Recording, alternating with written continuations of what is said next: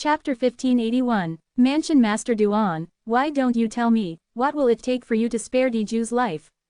Dishan bit the bullet and decided to relent when he saw Duan Rufeng had really intended to fight him. Although he was not afraid of Duan Rufeng, he hesitated when he thought about the consequences it would bring to the Dragon Clan if he had lost.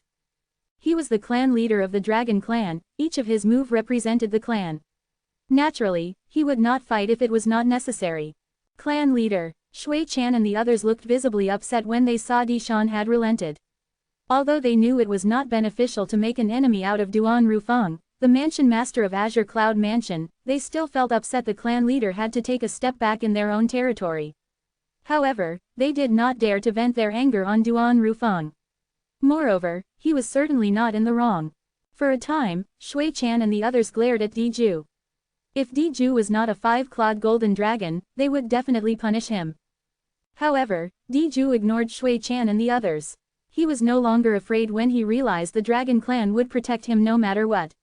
When he looked at Duan Rufeng, a hint of coldness flashed in the depth of his eyes. At this moment, he finally recovered from the shock of what had happened today.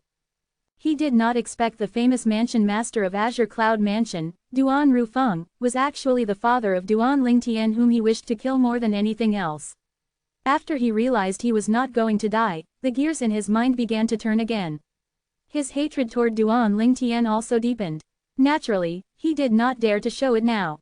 Duan Lingtian, I didn't expect you to be Duan Rufeng's son. I'll make you pay 100 times for the humiliation your father brought upon me today in the future. Unless you plan to hide in the Azure Cloud Mansion, under the protection of your father, for the rest of your life, I, Diju, will definitely kill you. Diju raged in his heart. He would not hesitate to tear Duan Lingtian into pieces if he was here right now. At this moment, it did not even matter if Duan Lingtian did not kill his son, Diyang. He would not let Duan Lingtian go even if he had nothing to do with his son's death. After hearing Dishan's words, Duan Rufeng did not disperse the blazing devil flame on his body. Instead, he asked mockingly, what? Dishan, you've even reverted to your true form, aren't you going to have some fun with me? Duan Rufeng's words made Dishan turn red from embarrassment. However, since he was in his 1,000 meters long five-clawed golden dragon form, nobody could see the change of color on his face. A few moments later, Dishan's 1,000 meters long true form vanished as he transformed into his human form. A dignified and well-built gold-clad old man stood there like the Eiffel Tower, emitting a sense of pressure. The disappearance of the 1,000 meters long five-clawed golden dragon caused light to flood back in the Dragon Clan's estate that was previously as dark as night. They're not fighting. The group of clansmen in the distance collectively let out a sigh of relief. Although they wanted to see their clan leader fight the mansion master of Azure Cloud Mansion, they were unwilling to see the Dragon Clan's estate destroyed because of it. Mansion Master Duan, it's better to be lenient when it's possible. After Dishan transformed into his human form, he seemed to be at a disadvantageous position. Suddenly, a voice that seemed like it came from every direction reverberated in the air. Duan Rufeng frowned when he heard the voice. It sounded familiar, but he could not recall when or where he had heard it before. Unlike Duan Rufeng, Dishan who had heard the voice heaved a sigh of relief as though he had found his savior. After a while, the movement of a figure that could only be seen by Duan Rufeng and Dishan flashed past and appeared next to Dishan. The person was a young man. The young man was tall and built. His handsome face looked somewhat sinister, and there was a tribal-looking mark in between his eyebrows. The young man wore a large black robe, and it was fluttering in the wind even though there was no wind. His blood-red hair cascaded over his shoulder, complementing his sinisterly handsome face. It was an unconventional kind of beauty. The first impression this young man gave was that he was beautiful. Du Guling, Dishan took the initiative to greet this sinister-looking young man. He did not expect that this person had not left yet. Previously, he had appeared so late was because he had a meeting with this person. That was the reason he was delayed. Du Guling, Shui Chan and the other five-clawed divine dragon elders also bowed respectfully at the young man. Du Guling, is he, the one from the Mountainshade Black Market? The expression of Diju who stood at the side had also changed as he stared at the sinister-looking black-clad young man. He was shocked. Why are you here? After seeing the black-clad young man, even Duan Rufeng could not help but furrow his eyebrows. It should be noted that even when he was faced with Dishan, he did not show this expression. However, he was wary of this black-clad young man. The black-clad young man looked at Duan Rufeng and said with a seemingly kind smile, "Mansion Master Duan, if you're allowed to come to the Dragon Clan as a guest, then why can't I? However, I wouldn't have known you're here if not for the aura you're exuding when you were about to fight." Naturally, the smile only looked kind on the surface. A cold glint could be seen in the depth of his eyes. It was obvious he did not get along with Duan Rufeng. "Humph, your Mountainshade Black Market's business has even extended to the Dragon Clan, don't you think you're overreaching?" Duan Rufeng sneered. "That has nothing to do with you, Mansion Master Duan, I'm more curious about the reason for your visit to the Dragon Clan. It seems like you came bearing ill will." The black-clad young man looked at Duan Rufeng curiously. "You don't have to bother with this, Du Guling. Your Mountainshade Black Market's business has nothing to do with me, however, it's best you don't interfere with the issue I have with the Dragon Clan. Otherwise, I don't mind paying a visit to your Mountainshade Black Market as well."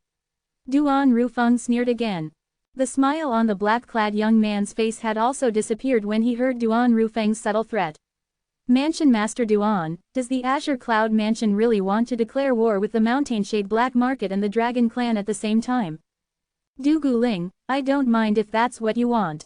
However, I'm afraid you'll have to ask clan leader Dishan if their Dragon Clan is willing to be on the same side as your Mountainshade Black Market." Duan Rufeng sneered as though he was unafraid of the black-clad young man's threat. Chapter 1582. After the black-clad young man heard Duan Rufeng's words, he immediately turned to look at Dishan, who had an awkward expression on his face. The two people were the mansion master of the Azure Cloud Mansion and the leader of the Mountainshade Black Market. The Azure Cloud Mansion had always been at loggerheads with the Mountainshade Black Market. If it was not absolutely necessary, he did not want to get involved in this matter. Moreover, he was not certain the Dragon Clan and the Mountainshade Black Market could completely annihilate the Azure Cloud Mansion even they joined forces. If they failed to annihilate the Azure Cloud Mansion, what would await the Dragon Clan was only a huge disaster. Things were different for the Mountainshade Black Market. They were already enemies with the Azure Cloud Mansion. It did not make much of a difference even if they offended the Azure Cloud Mansion again. However, this was not the case for the Dragon Clan. Moreover, the way Mountainshade Black Market's conduct was not exactly very ethical. It was not too bad if they only had dealings with the Mountainshade Black Market in a certain aspect. After all, many forces in the Dao Martial Saint Land had dealings with the Mountainshade Black Market as well. However, no one wanted to get involved with the Mountainshade Black Market, it was all strictly business. If the Dragon Clan became the ally of the Mountainshade Black Market, the reputation of the Dragon Clan in the Dao Martial Saint Land would inevitably be affected. Most of Mountainshade Black Market's dealings were considered illegal. Therefore, their reputation was not the best in the Dao Martial Saint Land. If the Dragon Clan really had gotten involved with the Mountainshade Black Market, the prideful Dragon Clan might become like mice on the streets that everyone wanted to kill. This was something Dishan did not want to see. Whether it was because of his wariness toward the Azure Cloud Mansion or his unwillingness to get involved with the Mountainshade Black Market, Dishan would not ally himself with the Mountainshade Black Market to go against the Azure Cloud Mansion. "Leader Dugu, I appreciate your kind offer, but it is indeed the Dragon Clan who's at fault this time," Dishan said and declined the offer as the black-clad young man looked at him. Humph. When the black-clad young man heard Dishan's refusal, his expression changed slightly before he snorted. "If that's the case, I'll stay out of this shit between both of you." After the black-clad young man, Du Guling, the leader of Mountainshade Black Market, finished speaking, he seemed to have vanished into thin air with a gust of wind. Although leader Dugu of Mountainshade Black Market had expected Dishan's decision, he could not help but curse Dishan when faced with his refusal. Since he could not get the Dragon Clan to join forces with him to take down the Azure Cloud Mansion, there was no point in him staying. "Leader Dugu, Duan Rufeng has a son called Duan Lingtian. I think he's not at the Azure Cloud Mansion now. In fact, Duan Rufeng might not even know of his whereabouts." At the moment before leader Dugu of the Mountainshade Black Market left, a voice transmission rang in his ear. "Duan Rufeng's son, Duan Lingtian, interesting, how interesting." Leader Dugu of the Mountainshade Black Market's eyes lit up when he heard the news. No one discovered that anything was amiss because he had left so quickly. Dugu did not doubt the veracity of the words he heard because he had discovered the person who had sent the voice transmission. It was none other than Diju, the other five-clawed golden dragon in the dragon clan. Although Diju was only a small potato who was not even worth mentioning in his eyes, he had paid attention to Diju because of his five-clawed golden dragon bloodline. He knew Diju was the kind of person, to be more precise, a five-clawed golden dragon, who would seek revenge for the slightest grievances. Although he did not know what had caused the enmity between Duan Rufeng and the dragon clan, based on the situation earlier, he knew it had something to do with Diju. Due to this reason, he did not doubt Diju's words. Diju's eyes gleamed coldly after he sent the voice transmission to leader Dugu of the Mountainshade Black Market.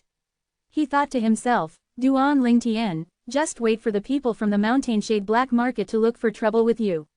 I might not even have to do anything, the Mountainshade Black Market might even get rid of you before I do. In fact, Diju was not really certain if Duan Lingtian was at the Azure Cloud Mansion or not. He had only sent the voice transmission to the Mountainshade Black Market's leader because he had hoped it would cause Duan Lingtian trouble. Unless Duan Lingtian stayed in the Azure Cloud Mansion forever, there was no way the Mountainshade Black Market would let Duan Lingtian roam around freely. As Azure Cloud Mansion's mortal enemy, the Mountainshade Black Market would not let go of any opportunity to defeat the Azure Cloud Mansion. Especially when Duan Lingtian was the only son of the Mansion Master of Azure Cloud Mansion. Mansion Master Duan, state your conditions. I believe you already have something in mind, Dishan said without beating around the bush as he looked at Duan Rufeng. Duan Rufeng did not give him an out. Therefore, he had to find a way to resolve this on his own. Although it was slightly embarrassing, he did not have any other options. In 3 years' time, you'll allow my son to enter the Dragon Clan's Dragon Cleansing Pool, Duan Rufeng said bluntly when he saw how direct Dishan was. He knew it would not be beneficial to him if he had forced Dishan into a corner. Although he was not afraid of Dishan and the Dragon Clan, he had to be cautious due to their connections. The Dragon Clan had a close connection with those at the Upper Province. Rumor had it that the Dragon Clan was divided into two, one in the Upper Province and the other in the Lower Province. Dragon Cleansing Pool. Duan Rufeng finally stated his condition. The Dragon Clan had to allow his son to enter the Dragon Clan's Dragon Cleansing Pool. As soon as Duan Rufeng finished speaking, Dishan and the five-clawed Divine Dragon Elders changed their expression. They did not expect Duan Rufeng's request to be so outrageous. No way. Before Dishan could respond, Diju shouted, the Dragon Cleansing Pool is our Dragon Clan's sacred land. Only five-clawed golden dragons are allowed to enter the pool. Mansion Master Duan, don't overstep the boundary. Don't overstep the boundary. Duan Rufeng smiled at Diju's words. It's fine if you refuse to allow my son to enter the Dragon Cleansing Pool, however, I want your life in exchange for it. I would like to see if your life matters more or the Dragon Cleansing Pool matters more. You should think it through. Even if you can't enter the Dragon Cleansing Pool in 3 years' time, you can still enter it after 5,000 years. If you die, let alone 5,000 years, I'm afraid you won't even have a chance to enter the Dragon Cleansing Pool even after 50,000 years. Duan Rufeng said loudly and clearly. Every word was like a hammer slamming on Diju's heart. He panicked, his face turning pale. Although he knew the Dragon Clan would protect him, he was still really afraid of Duan Rufeng.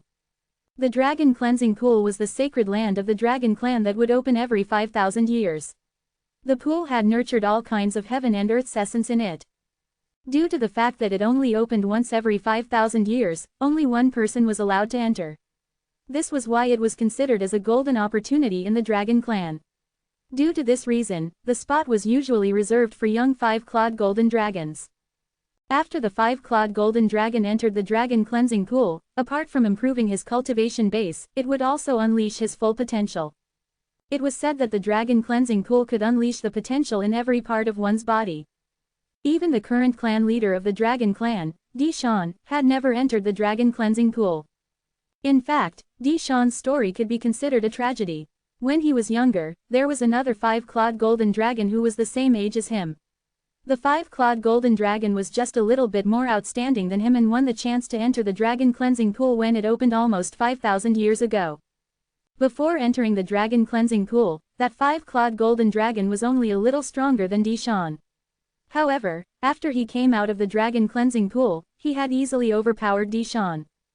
It was obvious how extraordinary the Dragon Cleansing Pool was. Back then, that five-clawed golden dragon was recognized as the next clan leader of the Dragon Clan. However, he was arrogant and stirred up trouble everywhere after he came out of the dragon cleansing pool because his strength was superior to everyone apart from the clan leader at that time. Rumor had it that he eventually offended a young miss from a powerful force from the upper province who came to the lower province on a trip and was killed by the young miss subordinates. Due to that, the five-clawed golden dragon that was supposed to lead the dragon clan to glory after entering the dragon cleansing pool had died just like that. It was the biggest regret of the dragon clan. Under these circumstances, Deshawn, the spare heir, managed to assume the position of clan leader. He was one of the few clan leaders in the history of the dragon clan who had never entered the dragon cleansing pool. Deshawn was no longer young, and his strength had improved so much that even if he were to enter the dragon cleansing pool now, the room for improvement was limited. Hence, for the opening of the dragon cleansing pool in 3 years' time, Deshawn had planned to let Diju enter it. He believed Diju would surpass him and become a powerful clan leader after entering the dragon cleansing pool. Although Deshawn was strong, because he had never entered the dragon cleansing pool, he did not reach the level where he could stand above everyone in the lower province.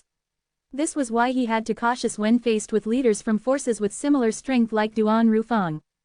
It should be noted that apart from him, every clan leader who had entered the dragon cleansing pool was almost invincible in the lower province before they left for the upper province in accordance to the dragon clan's law.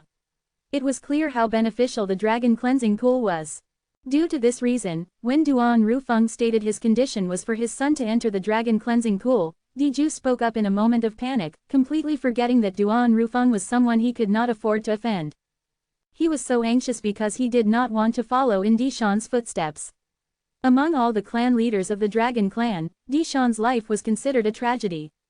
If Diju's chance to enter the dragon cleansing pool in 3 years' time was taken away by Duan Lingtian, his life would be a tragedy like Deshawn. Chapter 1583. The dragon cleansing pool would open after 3 years. In Diju's opinion, if he could enter it at that time, he would certainly undergo a huge transformation, and his future achievements would definitely surpass Deshawn. However, if he missed this opportunity, he would miss the best time to enter it. It would be pointless even if he could enter it after another 5,000 years. Although the dragons had a long lifespan, only those below the age of 5,000 were considered young. Once one had reached the age of 5,000, most things were already set in stones. For example, those dragons whose innate talent was still ordinary after they turned 5,000 years old would not achieve anything great in their lives. Duan Rufeng had killed all his hope with just a sentence. How could he accept this? However, in the face of Duan Rufeng's determination, he did not dare to say much. He could only look at Deshawn as he hurriedly sent a voice transmission over to him. Clan leader, the dragon cleansing pool is the foundation of our dragon clan. It only opens once every 5,000 years, you can't give this opportunity to Duan Rufeng. If an outsider were to use the dragon cleansing pool in 3 years' time, our dragon clan will have to stay silent for another 5,000 years. Diju's words hit the nail on the head. As a 5-clawed golden dragon, he, naturally, knew about Deshawn's ambitions and how he was filled with regrets for not being able to enter the dragon cleansing pool. However, Deshawn did not feel regret because he did not manage to improve his strength. He was filled with regrets because he did not become powerful enough to bring glory to the dragon clan due to his failure to enter the dragon cleansing pool. Although the current dragon clan was still a top-rate force in the Dao Martial Saint Land, it could not compare to the old dragon clan. All of this was because of the clan leader. For example, the previous clan leader had entered the dragon cleansing pool, and he was so powerful that he was almost invincible. He led the dragon clan to the peak of the lower province in the Dao Martial Saint Land. During that era, there were very few forces that would dare to act against the dragon clan in the lower province of the Dao Martial Saint Land. Although the current dragon clan might seem powerful on the surface, their situation had deteriorated. Everything was rooted in the fact that the dragon clan lacked a strong force, and that lack of strength was due to the clan leader. As the current generation's clan leader, Deshawn's strength was not enough. Otherwise, he would not be forced to compromise with Duan Rufeng today. If it was the previous clan leader of the dragon clan, he would not be afraid of Duan Rufeng at all since he was almost invincible in the lower province of the Dao Martial Saint Land. He was also ranked in the top 3 of the Supreme Saint ranking back then. Deshawn felt frustrated when he heard Diju's voice transmission. If it was not for Diju causing trouble, would the dragon clan be in such a position? If he did not cause any trouble, would Duan Rufeng make such a request? However, Even without Di Ju's voice transmission, Di Shan would not agree to Duan Rufang's condition either. Di Shan had long decided not to enter the dragon cleansing pool when it would open 3 years later. He had planned to give that chance to Di Ju because he would succeed him as the next clan leader. If Di Ju entered the dragon cleansing pool, he would definitely bring glory to the dragon clan. At that time, as long as Di Ju was given the time to grow, no matter if it was the Azure Cloud Mansion or the Mountainshade Black Market, the dragon clan did not have to fear them anymore. Di Shan was a competent clan leader. At the very least, he would always put the welfare of clan above his own. If he was a selfish person, he definitely would not have allowed Di Ju to enter the dragon cleansing pool. Although Di Ju's strength would not improve a lot if he entered the dragon cleansing pool, he would not have given up the opportunity to enter the pool if he was selfish. As the saying went, even the smallest mosquito has some meat. It was because he cared about the welfare of the dragon clan that he had turned a blind eye and let Di Ju do whatever he wanted. For instance, Di Shan was aware when Di Ju sent his son, Di Yong the five-clawed devil dragon, away. However, he did not reveal it to anyone. Previously, when Di Ju threatened him and asked for his help to search for Duan Lingtian, he did not refuse him either. Di Shan was not afraid of Di Ju. He was afraid of Di Ju leaving the dragon clan in a fit of anger. At that time, the dragon clan would lose its heir, and he would be responsible for it. Even if he had done things against his conscience for Di Ju, it was all for sake of the dragon clan's future. That was the kind of person, or dragon, that Di Shan was. He had lived his entire life for the dragon clan. Therefore, it was impossible for him to agree to Duan Rufang's condition. Di Shan took a deep breath and looked at Duan Rufang before he said with certainty, "Mansion Master Duan, since you know about our dragon clan's dragon cleansing pool, you should know how much the dragon cleansing pool means to the dragon clan. You should know the dragon clan won't allow outsiders into the dragon cleansing pool. I've already said this. We can forget about the dragon cleansing pool, however, you must hand Di Ju over to me." Duan Rufang said calmly as he looked at Di Ju. From the beginning until the end, he did not seem surprised by Di Shan's refusal at all. "Mansion Master Duan, you're making things difficult for me," Di Shan said in a deep voice. "Making things difficult for you?" Duan Rufang's darkened as he sneered. "Di Shan, it seems like you're mistaken. Did I, Duan Rufang, come to the dragon clan to look for trouble for no reason? If the people from the dragon clan did not overstep the boundary, I wouldn't even step foot in this shithole even if you invited me to." Shithole. Not many people would dare to say this in the Dao Martial Saint Land, but Duan Rufang had said it. It made the few five-clawed divine dragon elders, with Shui Chan at the lead, turn pale. However, they still did not dare to show their dissatisfaction. The mansion master was obviously furious at this moment. Who would provoke him at this time? They were not stupid. "Mansion Master Duan, I admit the dragon clan is wrong in this regard. Apart from those two conditions, I'll agree to anything," Di Shan said helplessly with a sigh. He felt bitter. If the person who entered the dragon cleansing pool 5,000 years ago was him, he would not have been in such a position. If it was him who entered the dragon cleansing pool back then, he was confident that he would definitely possess the strength to easily defeat Duan Rufang. "I'm not interested in making a third request," Duan Rufang said faintly. Di Shan, Di Ju, and the other five-clawed divine dragon elders' expression changed greatly. They did not expect Duan Rufang to be so unyielding. They had to either allow his son to enter the dragon cleansing pool in 3 years' time or let him kill Di Ju. "Mansion Master Duan," Di Shan's face darkened as he frowned. He contemplated leading Duan Rufang away from the dragon clan's estate to fight. "I haven't finished my sentence," Duan Rufang interrupted Di Shan and said faintly, "although I'm not interested in making a third request, I'm willing to negotiate the conditions of my son entering the dragon cleansing pool. The conditions will be fair to your dragon clan as well. If you agree to it, I'll leave and forget about Di Ju's transgression." Di Shan and the several five-clawed divine dragons looked at each other and saw the doubts in each other's eyes. "Please tell us what you have in mind, Mansion Master Duan." Di Shan quickly looked at Duan Rufang with an eager-to-listen expression. "As far as I know, although the dragon clan's dragon cleansing pool will open in 3 years, the exact time it opens will be decided by the clan leader of the dragon clan. In fact, if I'm not mistaken, you should be able to delay the opening up to 6 years, right?" Duan Rufang asked as he looked at Di Shan. "Mansion Master Duan really knows a lot about our dragon clan's dragon cleansing pool." Di Shan smiled bitterly as he cursed Duan Rufang inwardly. He must have long coveted their dragon cleansing pool. Otherwise, how would he know so much about the pool? It's true I get to decide when to open the dragon cleansing pool, but I can only delay it up to 3 years at the most. If no one enters the pool after 6 years, it'll be closed for the next 5,000 years. This seems similar to what I know, Duan Rufeng said with a nod as he looked at Diju. My condition is to delay the opening of the dragon cleansing pool for 2 years. Meaning you'll open it after 5 years. Before you open the dragon cleansing pool, my son will fight Diju, and the winner will be allowed to enter the pool. Are you satisfied with this condition, clan leader Dishan? If you're still unsatisfied, then I have nothing left to say. Let's fight. As Duan Rufeng spoke, he looked at Dishan again as though he was prepared to attack. 5 years. When Dishan heard Duan Rufeng's words, he did not agree to it immediately. Instead, he looked at Diju. Among the clansmen of the Dragon Clan present, only Diju alone had met Duan Rufeng's son, Duan Lingtian.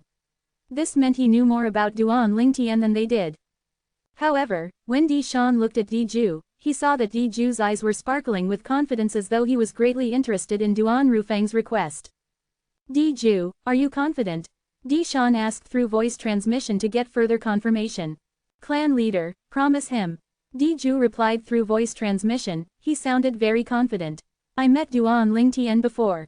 Although his innate talent is great, he's just mediocre, let alone 5 years. Even if he's given 10 or 20 years, he still wouldn't be able to defeat me. This Duan Rufeng really underestimates me to the point that he actually even proposed something like that. Diju's voice was filled with disdain.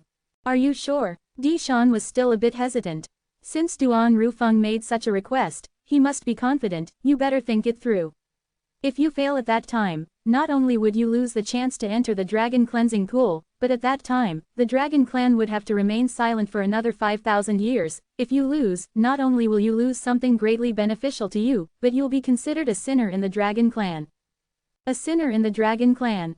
Dishan's words seemed to have made an impact on Diju since he immediately fell silent. In Diju's mind, he kept replaying the scene when he met Duan Lingtian. After a while, he answered Dishan with certainty, clan leader.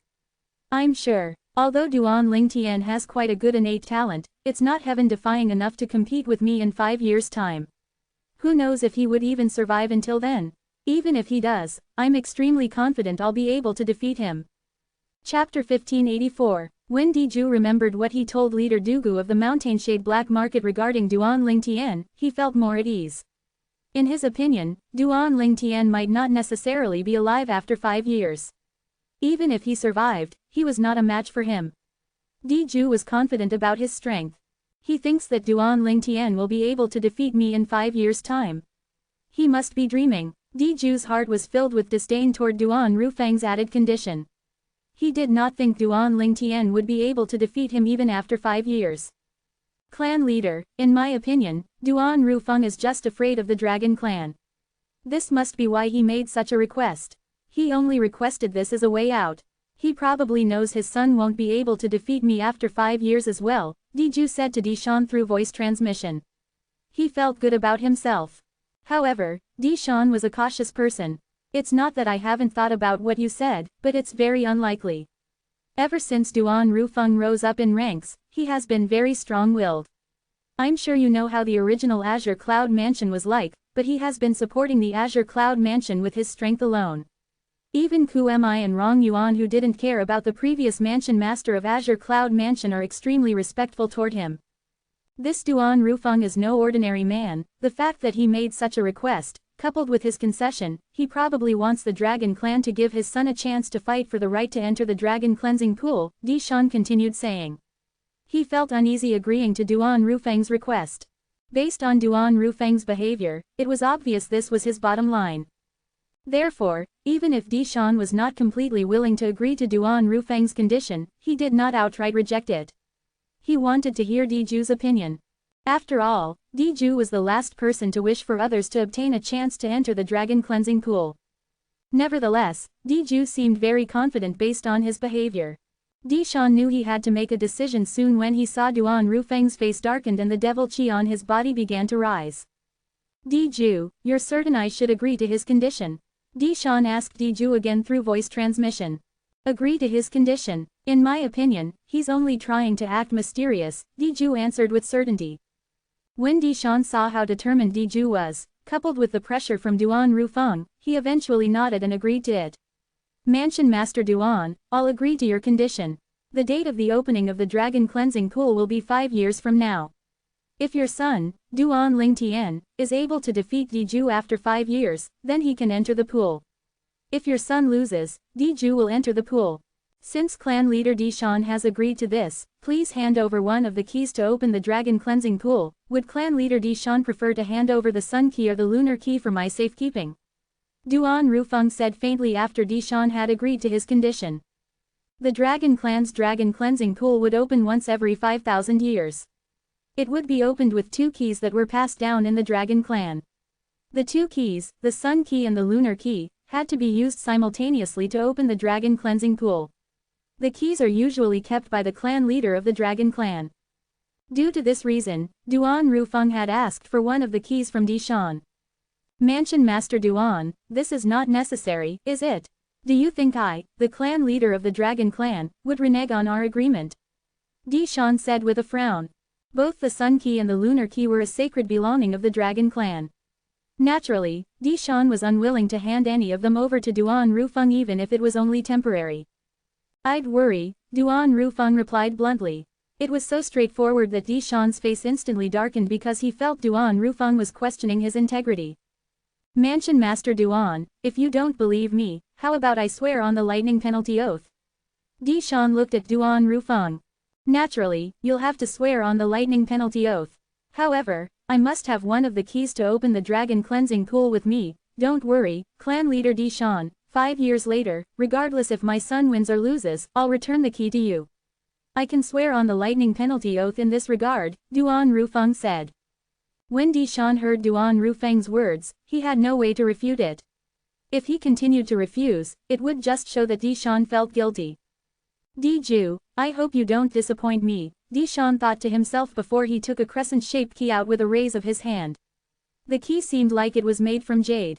It seemed like it was emitting a faint light when it was viewed under the sun. It was exquisite. The key was one of the keys to open the dragon cleansing pool, the lunar key. After taking the lunar key from Dishan, both Dishan and Duan Rufeng swore on the lightning penalty oath.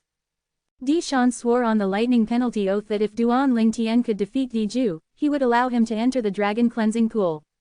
On the other hand, Duan Rufeng swore that he would not persist on the matter regarding the dragon cleansing pool if Duan Lingtian lost to Diju, and he would return the key intact to the dragon clan.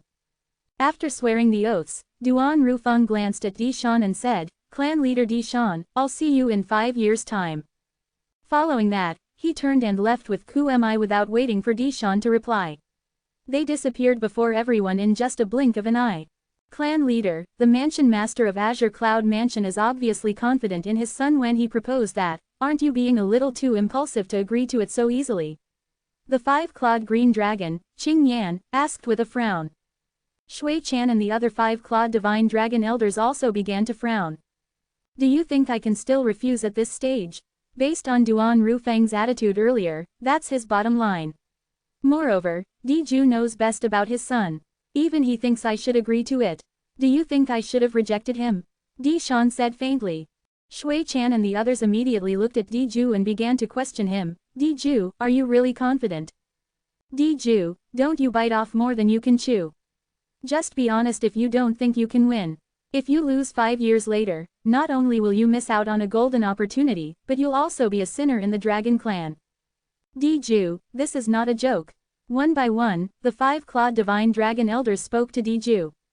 Elders, I understand your concerns. Diju looked at Shui Chan and the others. I've dealt with Duan Rufeng's son, Duan Lingtian, before. The last time I met him, he was merely a Perfection Saint Rudiment Stage Martial Cultivator. Do you think a Perfection Saint Rudiment Stage Martial Cultivator will be able to defeat me in 5 years' time? Even if it isn't Duan Lingtian, even if Duan Rufeng grants his son the same cultivation base he had at his age, his son won't be a match for me. After saying that, Diju snorted and left. Although Diju had spoken confidently, he did not dare to slack when it came to cultivating. After all, this was a serious matter. He planned to spend the next 5 years in closed-door cultivation. Recently, he realized that his cultivation base's bottleneck was loosening. If he made another progress, his strength would be comparable to the 5-clawed purple dragon, Elder Zijing. 5 years later, he was confident enough to defeat the 5-clawed green dragon Elder, Qing Yan. However, this did not mean Diju felt Duan Lingtian would be powerful enough to threaten him in 5 years' time. It was because he wanted to defeat Duan Lingting in an overwhelming manner to show Duan Rufeng how stupid he had been. Although he did not dare to act unruly in front of Duan Rufeng, in his heart, he wished he could tear him into a million pieces. Naturally, he knew he was not capable of that, so he could only seek revenge in another way. The battle with Duan Lingtian in 5 years' time was undoubtedly a chance for him. At that time, he would be at his strongest and defeat Duan Lingtian, in turn devastating Duan Rufeng.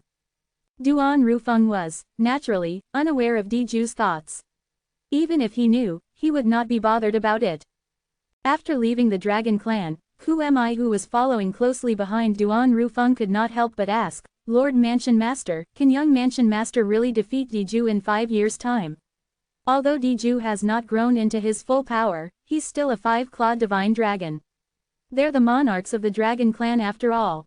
Based on his current strength, he's probably comparable to a weaker 5-clawed divine dragon elder in the Dragon Clan. Based on Kumi's words, it was obvious he did not think his young Mansion Master would be able to defeat Diju in 5 years' time. After all, he could see Diju's bloodline. Even the current Diju was considered strong. Even if he did not improve in these 5 years, young Mansion Master still might not be a match for him. Who am I? You're not an outsider, so I won't hide it from you. Duan Rufeng's eyes gleamed as he slowly said, it was the old prophet's will that I made that request. To be honest, even I'm not sure if my son would be able to defeat Diju in 5 years' time, since it's a little unrealistic.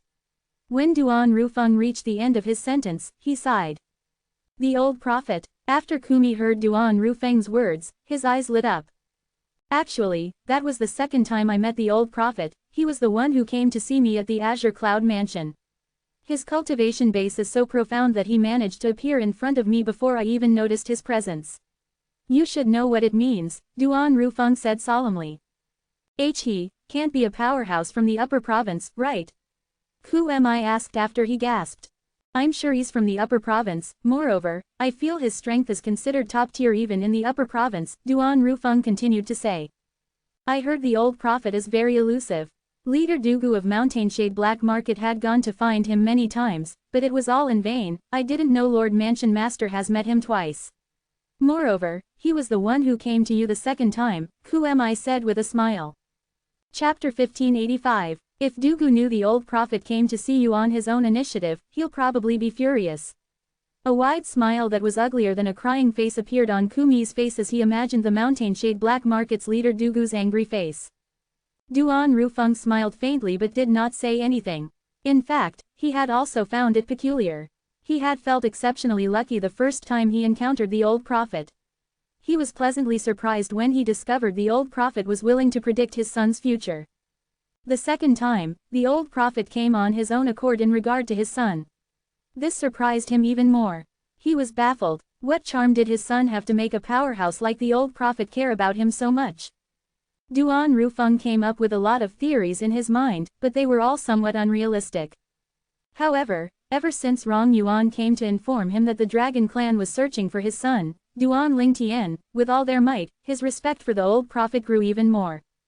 This was because the old prophet had mentioned the Dragon Clan when he visited him the second time.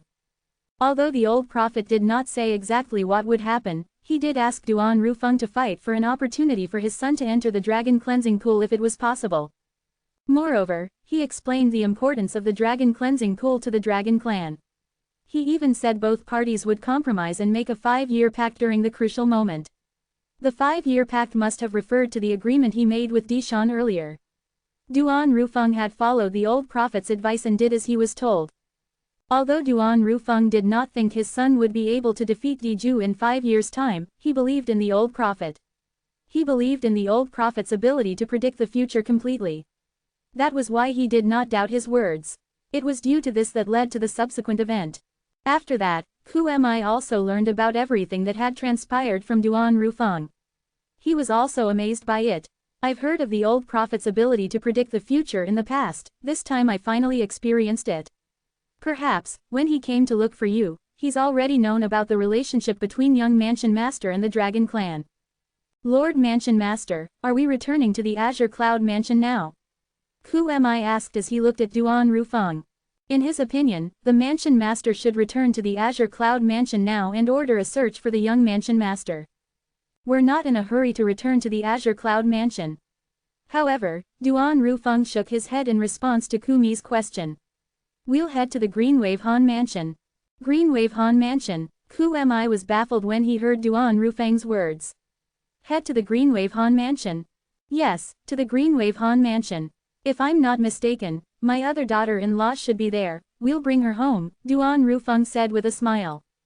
Although Duan Lingtian did not mention the Greenwave Han Mansion in the jade token he left on Cloud Continent's Crimson Sky Kingdom, based on the message he left behind in the voice transmission jade slips, he could guess his daughter-in-law, Li Fei, was at the home of a young Miss, Shui Nai, from one of the forces in the Dao Martial Saint Land.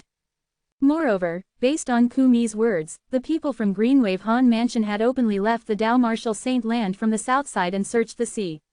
Coupled with his son's message, he had guessed the Greenwave Han Mansion was probably looking for his son, Duan Lingtian. His son had mentioned he left the Half Moon Island with a girl called Shui Nai, and they were separated due to some unforeseen event. Moreover, according to Kumi's description, the people from Greenwave Han Mansion who came searching around was led by a beast tamer and a girl. The girl was probably the Shui Nai his son had mentioned. He came to the conclusion that his daughter-in-law, Li Fei, must have gone to the Greenwave Han Mansion after the Half Moon Island was destroyed. Therefore, he intended to go to the Greenwave Han Mansion and bring his daughter-in-law home. I've heard Ruer mention this daughter-in-law. She praised her every time she spoke about her. I'll be able to see her for myself this time. When Duan Rufeng thought about finally meeting his daughter-in-law whom he had never met before, he was filled with excitement. Naturally, Duan Lingtian was unaware of Duan Rufeng and Ku Mi going to the Greenwave Han Mansion. At this time, he was cultivating in his room. He did not enter the Seven Treasures exquisite pagoda to cultivate because he was in a strange environment and also because he would have to follow the great elder of Drift Blaze sect around the sect. As time passed, the sky gradually darkened. In the evening, the sky was painted red as though it was dyed with blood. It was extremely bright. Situ Clan's great young master. Your old friend is here. Aren't you going to come out and welcome me? A voice that sounded duck-like rang from outside suddenly. It contained true energy, therefore it was clearly heard by Duan Lingtian, disturbing his cultivation. Duan Lingtian could not help but furrow his eyebrows immediately. Just by listening to the voice, he knew the person did not come bearing good intention. Who is it? After discovering the person came for Situ Hang, Duan Lingtian walked out of his room just in time to see Situ Hang walking out of his room with a gloomy expression. Situ who also came out from the other room. Master Duan. Situ Hang who had a gloomy expression on his face forced a smile and greeted Duan Lingtian after he saw him. Fair person outside seems to have come for you, Duan Lingtian said. Yes, it's a young sect leader of a 7th-rate force that happens to be a rival of our Situ clan. He has always disliked me. I'm sorry this has disturbed you, Master Duan. I'll resolve this immediately. I promised I won't let him disturb you, Situ Hang said as his eyes gleamed coldly. Situ Hang would not have been so angry if he was here alone since there was enmity between them. This was normal for them. However, he felt extremely guilty because of Duan Lingtian's presence. He felt the other party had disturbed Duan Lingtian's peace and tranquility. In Situ Hang's eyes, Duan Lingtian was like a senior, and he was someone he respected. For that person to disturb Duan Lingtian's peace and tranquility, it was no different from slapping his face. I'll go and take a look with you, Duan Lingtian said. All right, Situ Hang did not refuse. He flew out of the mansion along with Duan Lingtian and Situ Hu. Currently, there were 2 people standing in the air outside of the mansion. One of them was a young man who looked like he was around Situ Hang's age, and the other person was a celestial-looking old man with white hair and eyebrows. Unlike the old man, Duan Lingtian could tell the young man was a rich man's son based on his fine clothes and haughty manner. He had never liked this type of rich men's sons. Our rivalry isn't something new, Feng Hen, usually, I would have let it slide if you've yelled like that. However, you've disturbed Master Duan today. Satu Hang looked at the finely dressed young man with a glint in his eyes as he said in a low voice, "You, apologize to Master Duan immediately." Master Duan. Although Satu Hang was deathly serious, Feng Hen, the finely dressed young man, merely smirked as he looked at Satu Hang mockingly. Eventually, his gaze landed on Duan Lingtian. "Is this the Master Duan you mentioned? Are you sure you're not joking, Satu Hang? No matter how I look at him, he looks like a boy not much older than you. However, you even respect him as though he's your father. Are you planning to acknowledge him as your father? I didn't think the great young master would have such a strange fetish, ha ha ha ha," Feng Hen said before he laughed uncontrollably. He was being blatantly rude. "Feng Hen, you're seeking death." When Satu Hang heard Feng Hen's words, he could not endure it anymore despite his good temperament. He growled as the true energy in his body surged out, intending to attack Feng Hen. A hint of pride flashed in Feng Hen's eyes as though he had completed a mission when he saw how furious Satu Hang was. Although it was fleeting, Duan Lingtian saw it clearly. He immediately stepped forward to stop Satu Hang from attacking. Feng Hen could not help but furrow his brows when he saw Duan Lingtian stopping Satu Hang. He quickly unfurrowed his brows as he continued to mock, "Tisk tisk, Satu Hang, are you going to hide behind your father your whole life?" Due to Duan Lingtian's interference, Satu Hang managed to calm down a little. However, he could not help but get angry when he heard Feng Hen's words. "You keep mentioning the word, father, it seems like you really need one," Duan Lingtian said as he glanced at Feng Hen indifferently.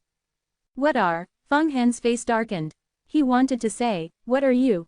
However, before he could say the word, "you," Satu Hang twitched as though he had just received some instruction. He spoke quickly like a machine gun, "Son, say the word, you, for me." "You," Feng Hen blurted out instinctively. "My son is so obedient." Satu Hang smiled brightly. Feng Hen's face and eyes turned red when he saw that. Satu Hang continued to say, "Feng Hen, oh, I mean, son, listen to your father, and apologize to Master Duan now." Satu felt elated at this moment. How come he did not discover this side of Duan Lingtian before this? It was due to Duan Lingtian's reminder that he had hurriedly spat out the words to set up a trap for Feng Hen. Feng Hen even fell into the trap. "Satu Hang, you're seeking death." Feng Hen had never been humiliated like this before, and he was instantly enraged. His piercing aura surged out and filled the air within a 100-meter radius. It seemed as though the space was about to rip open. Chapter 1586, Paramount Saint Rudiment Stage. Horror dawned on Satu Hang's face when he noticed the aura that filled the area within a 100-meter radius. Although he was only a Perfection Saint Rudiment Stage martial cultivator, he could clearly feel it was the aura of a territory. True Energy Consolidated Territory was the technique of a Paramount Saint Rudiment Stage powerhouse. He did not expect his mortal enemy to make it to the Paramount Saint Rudiment Stage earlier than he did. The moment he recalled the earlier scene, he broke out in cold sweat. Feng Hen must have intentionally mocked him to make him attack so that he would be able to retaliate using his strength at the Paramount Saint Rudiment Stage. He and Feng Hen were evenly matched when Feng Hen was still at the Perfection Saint Rudiment Stage. Now that he had broken through to the Paramount Saint Rudiment Stage, Satu Hang, naturally, knew he was no longer a match for him. When thought of this, he could not help but sigh in relief. It was fortunate that Master Duan had given him a reminder earlier. Otherwise, he would have been humiliated. "Satu Hang, you're seeking death." Feng Hen shouted. He could no longer resist the urge to attack Satu Hang. The humiliation caused by Satu Hang made him temporarily forget his original intention, causing him to make the first move. Satu Hu immediately frowned when he saw Feng Hen display his cultivation base at the Paramount Saint Rudiment Stage to attack Satu Hang. However, as Satu Hu was about to make his move to help Satu Hang, the old man with white brows behind Feng Hen focused his aura him. It caused him to not dare to make a move recklessly. "Satu Hu, let the younger generation solve the matter among themselves," the white-browed old man said nonchalantly. Humph. Although Satu Hu did not fear the old man with white eyebrows, it would be difficult for him to help Satu Hang now that the old man's attention was focused on him.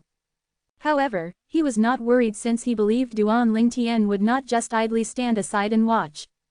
Just as Satu Hu had expected, Duan Lingtian finally made his move when Feng Hen's territory swept out and was about to suppress Satu Hang. Nobody saw Duan Lingtian make any movement, but the air within a 100-meter radius trembled again. An even sharper aura swept out along with more than 10,000 solidified sword rays. The 10,000 sword rays hovered in the air, emitting an extremely piercing aura. Each sword ray seemed capable of slicing through anything. The 10,000 swords territory. The 10,000 solidified sword rays undoubtedly came from the territory Duan Lingtian had quickly unleashed. The moment they appeared, they immediately nullified Feng Hen's territory that had not been fully unleashed. His 10,000 swords territory shattered Feng Hen's territory immediately. It had so easily destroyed Feng Hen's territory because he had only just broken through to the Paramount Saint rudiment stage, and his mastery of the territory was not that high yet. Stop. The white-browed old man did not expect Duan Lingtian to make a move. After all, he had said to let the younger generation deal with the matter among themselves. Although Duan Lingtian had a young appearance, he was the respected interim advisor of Situ clan, so his actual age had to be much older. It should not be much different from him at all. Originally, he thought the interim advisor of Situ clan would not make a move on the younger generation due to his position.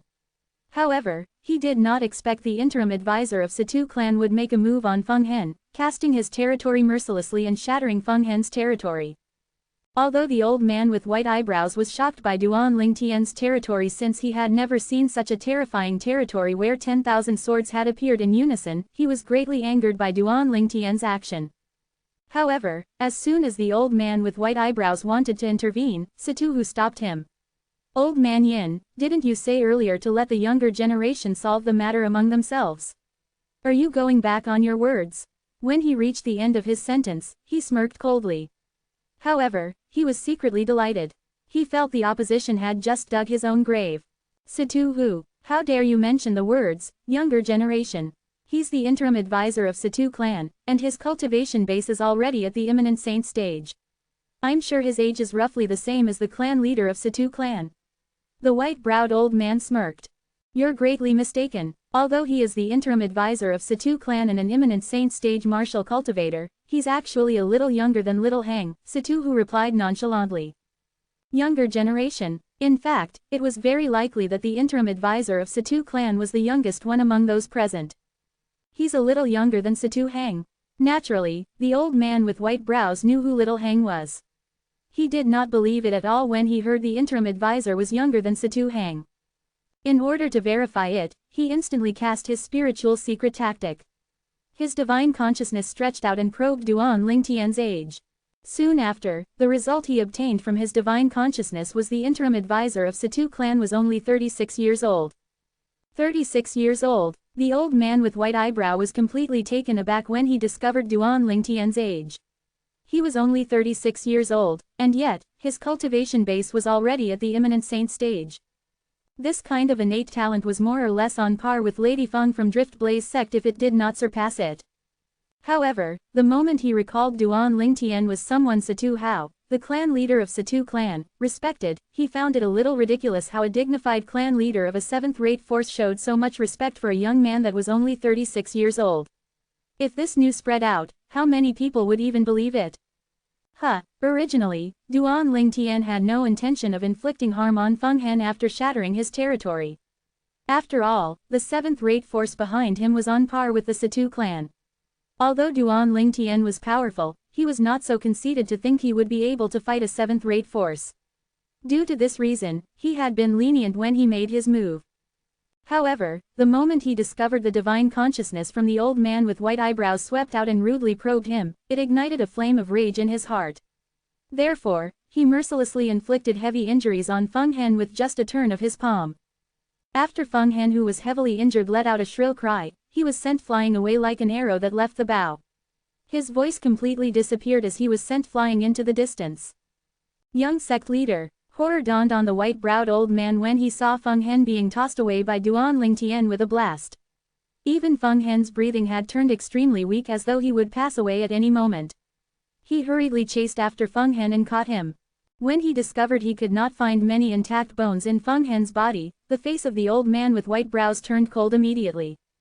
His eyes shone with killing intent as he glared at Duan Lingtian. How dare you be so ruthless to our young sect leader?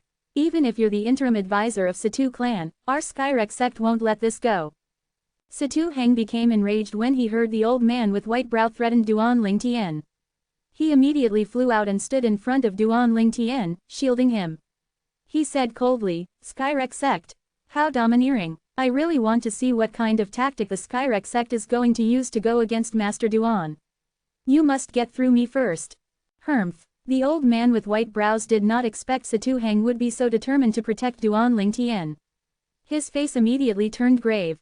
After he snorted, he left in a hurry to heal the injuries of his young sect leader. Although Duan Lingtian did not take the white-browed old man's threat seriously, Situ Heng's determination to protect him still warmed his heart. Master Duan, you don't have to take Yin Bai's words seriously.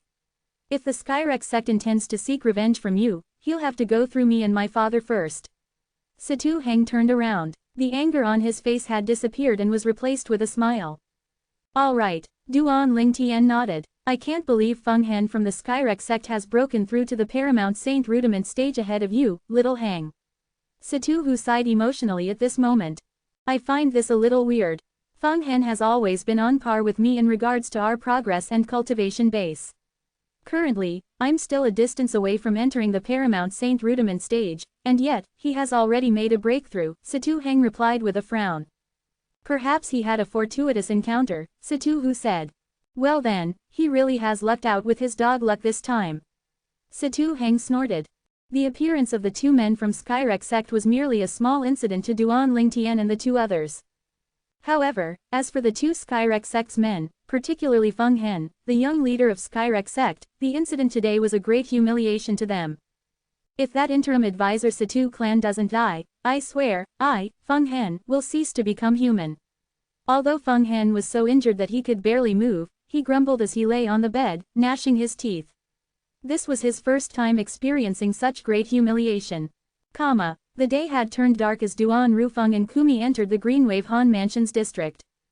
Time continued to pass as they finally arrived near the Greenwave Han Mansion. Duan Rufeng suddenly came to a halt. He had a pleasantly surprised look on his face. Kumi was baffled when he saw his Lord Mansion Master acting this way. He did not know what had caused him to lose his composure. Although he was puzzled, he did not dare to disturb Duan Rufeng at all. Soon after, Duan Rufeng looked at Kumi and said, Elder Ku, please help me fetch my daughter-in-law out of the Greenwave Han Mansion. Apart from that, if it's possible, avoid contact with the people of Greenwave Han Mansion. Just bring my daughter-in-law out. Although Kumi did not know why Duan Rufeng had given such an instruction, he regarded his words as though they were an imperial edict.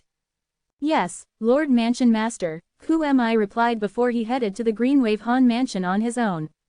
After Kumi left, a person suddenly appeared next to Duan Rufeng. It was an old man wearing a patched robe with white hair and beard.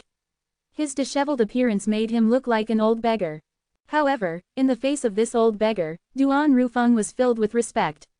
He did not dare to slack at all. I, Duan Rufeng, pay all my respect to you, Senior Prophet. Chapter 1587, Senior Prophet. Based on the way Duan Rufeng addressed the old beggar, it seemed like this old beggar was none other than the famously elusive old prophet. Perhaps, most of the martial and Dao cultivators in the Dao martial saint land who had heard of the old prophet did not know he actually looked like this, completely different from the legendary old prophet they had imagined him to be.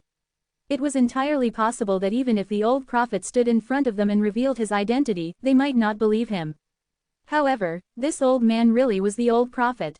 The old prophet looked at Duan Rufeng with a smile as he asked, Aren't you curious why I didn't allow you to enter the Greenwave Han Mansion and to have any contact with the people in Greenwave Han Mansion?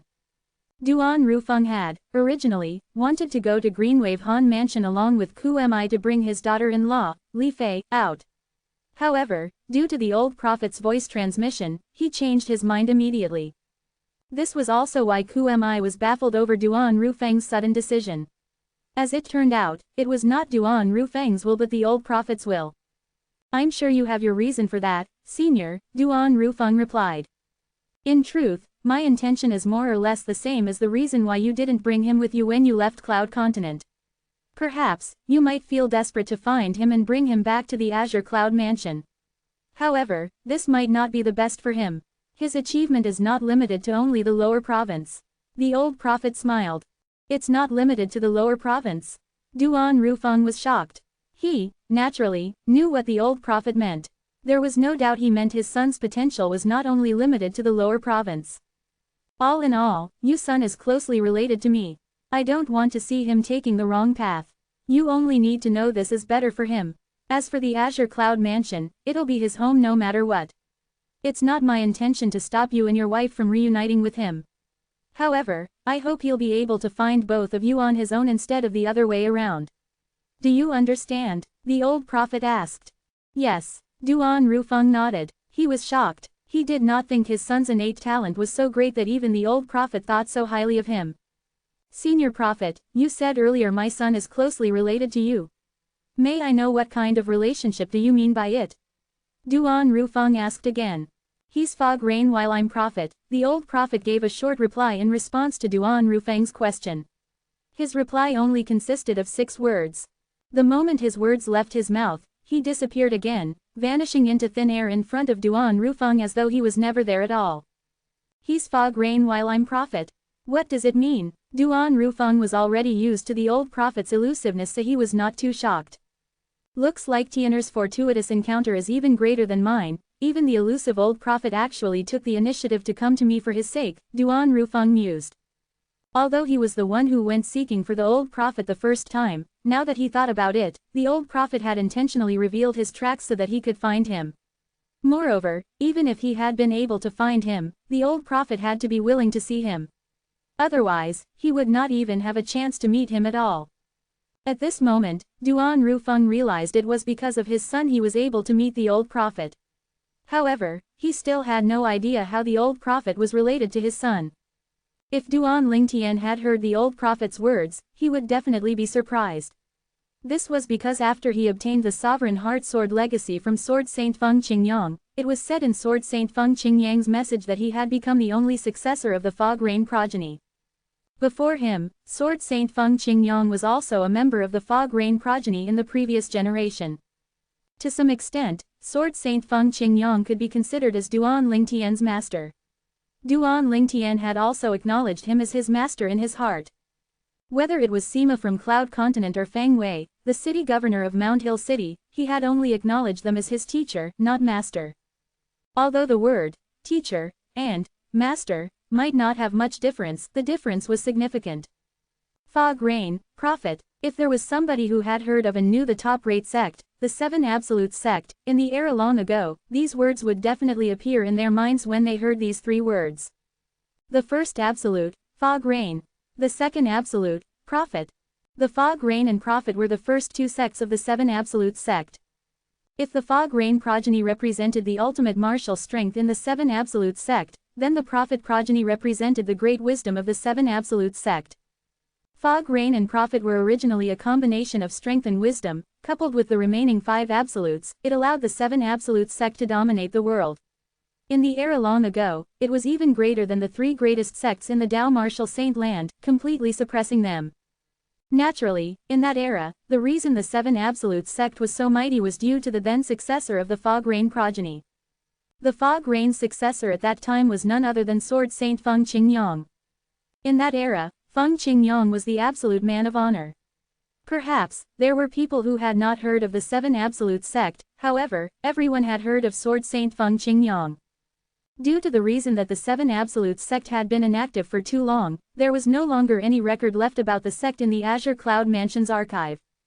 Due to that reason, Duan Rufeng was completely unaware of the existence of the Seven Absolute sect, let alone the first 2 absolutes of the Seven Absolute sect were Fog Rain and prophet. If he had known about this, he would definitely understand the old prophet's words. Green Wave Han Mansion. In a quiet and brightly lit room, a woman with an appearance that could topple a nation was rocking a cradle gently. Her pair of gentle eyes stared at the baby sleeping soundly in the cradle. She had a contented smile on her face. However, her expression turned dim when a purple figure appeared in her mind. Bastard, we have a kid now, our son is already born, do you even know that? The woman muttered. Based on the woman's words, it was obvious she was Li Fei, one of Duan Lingtian's 2 fiancés. I wonder if she's safe. If she's safe, the child in her belly should have already been born as well, right? When Li Fei thought of Ka, her eyes were filled with sorrow again. She and Ka were like blood sisters. A calamity had suddenly fallen on them. Ever since then, she had been extremely worried about her. Although it was still unclear who the baby sleeping in the cradle resembled, his dashing brows and eyes were similar to Duan Lingtian. He was still young. When he grew up, he would definitely resemble Duan Lingtian more. This was the son that Li Fei had given birth to for Duan Lingtian. As Li Fei watched the baby inside the cradle, her attention was completely focused on his eyes. For a moment, she was lost in her thoughts watching him. If she had to pick, their child resembled him more than her. At this moment, Li Fei was unaware that danger was creeping closer and closer to her. A young man whose eyes were filled with hesitance said to a luxuriously dressed young man in front of him, "Young master, are you really going to do it?" Although young Miss Shui Nai and the three little fellows are gone, Lord Qingnu is still here. I'm afraid she'll discover you before you even get near to her room. The luxuriously clad young man was none other than Han Jinyan, who had covetous thoughts toward Li Fei when she first arrived at the Greenwave Han Mansion. He was also the biological grandson of the only supreme elder in Greenwave Han Mansion. "Humph, do you think I'm brainless like you?" When Han Jinyan heard his lackey's words, he snorted coldly and said disdainfully, "Before we came, I've already asked Uncle Pei to send Qingnu away. Now that she's gone, that girl's like meat on my chopping board. I can do whatever I want to her. It's a pity she has already given birth. Otherwise, I would have been able to have a taste of a pregnant woman. Humph, it's all because of that Han Shui Nai who actually protected her so well. I couldn't find a chance at all." Finally, she and the three fellows had gone away. God is really on my side this time. As Han Jinyan spoke, he brought his lackey with him as they snuck outside of Li Fei's room. "Alright, that's enough. Go wait there. Otherwise, it would not leave a good impression on her," Han Jinyan told his lackey before heading toward Li Fei's room. The lackey responded and left while Han Jinyan itched to directly open Li Fei's room door. Although the door to Li Fei's room was closed, this was not a hindrance to Han Jinyan at all. With just a raise of his hand, he pushed the door open. Creak! The door opened immediately without any resistance. Although the sound was not loud, it woke Li Fei up immediately, causing her to instantly put her guard up. "It's you." After seeing the person who pushed the door open was Han Jinyan, Li Fei's face turned grave immediately. She scolded loudly, "What are you doing here? Hey beautiful, can't you tell why I'm here?" Han Jinyan closed the door behind him as he chuckled. His eyes were filled with lust. Scram! Li Fei continued to scolding, "If you don't leave now, I'll look for Senior Qingnu." "Qingnu? I'm afraid Qingnu is currently occupied, so you can just give up on her." Han Jinyan chuckled as he slowly walked toward Li Fei. Naturally, Li Fei knew the reason why Han Jinyan was here. Colors immediately drained from her face. At this moment, she decided she would rather die than to let this scum get what he wanted. However, her heart felt a tinge of pain when she thought of her newborn son. "Son, please don't blame me if I leave." Li Fei had decided to commit suicide. Even if she died, she would not let Han Jinyan obtain what he wanted. However, at this moment, a voice rang in her ears. "Are you Li Fei? Is your fiancé Duan Lingtian?" Along with this voice, a figure suddenly appeared out of thin air in the room directly behind Han Jinyan, who was completely unaware. It was a ghost-like skinny old man that was dressed in a gray robe, holding a cane in his hand. Chapter 1588. Who are you? When Li Fei heard the skinny old man's voice, she stared at him in confusion. For a moment, she even forgot that Han Jinyan was in her room. "Beautiful, it's pointless to struggle. If there's someone behind me, do you think I won't notice it at all?" Han Jinyan chuckled as he got closer to Li Fei. The lust in his eyes became even more apparent. "Just a mere Saint Rudiment stage, and you think you'll be able to detect my presence?" At this moment, an ancient voice reverberated in the air, causing Han Jinyan's expression to turn horrified. Finally, he realized Li Fei was not trying to trick him, there really was a person behind him. In the next moment, before he could even turn around, he saw a flash, and a figure appeared in front of him. It was an old man dressed in a gray robe. His hand was holding on to a cane. Nobody knew what kind of material it was made of. He then moved to the cradle behind Li Fei and shifted his gaze to the baby in the cradle. The baby had a chubby face and was very adorable. With just a glance, the old man could see the baby's eyes resembled his Lord Mansion Master. He could instantly tell whose child Li Fei had given birth to. Young Mansion Master's son. If Lord Mansion Master finds out he has a grandson, I wonder how happy he'll be. A rare smile appeared on Kumi's aloof and skinny face when he looked at the baby in the cradle. However, his smile was scarier than his crying face. Qi bent forward and picked up the baby immediately. He was afraid he would wake the baby up so late in the night, so he was very gentle. It was as though he was holding a fragile treasure. When Li Fei saw Qi lifting her child, horror dawned on her face immediately.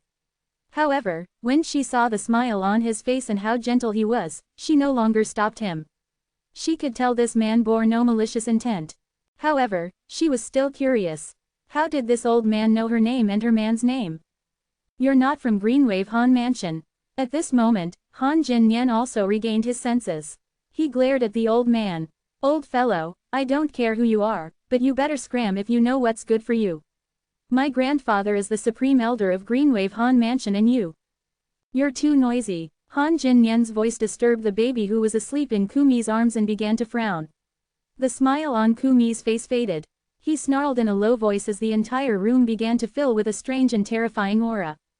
In the next instant, vine-like branches appeared out of thin air next to Han Jinyan's body. These dried branches were like sharp swords.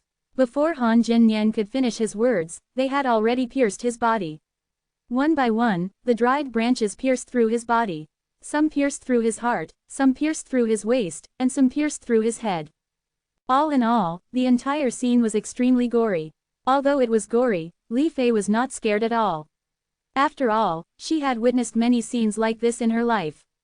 One of the examples would be at the time when she was on Half Moon Island. That scene that was like hell had tempered her and steeled her heart. In fact, when Han Jinyan died, a sense of satisfaction rose up in her heart. After all, she did think about killing herself earlier rather than give Han Jinyan what he had wanted. At this moment, she was filled with a great longing for Duan Lingtian and her newborn son.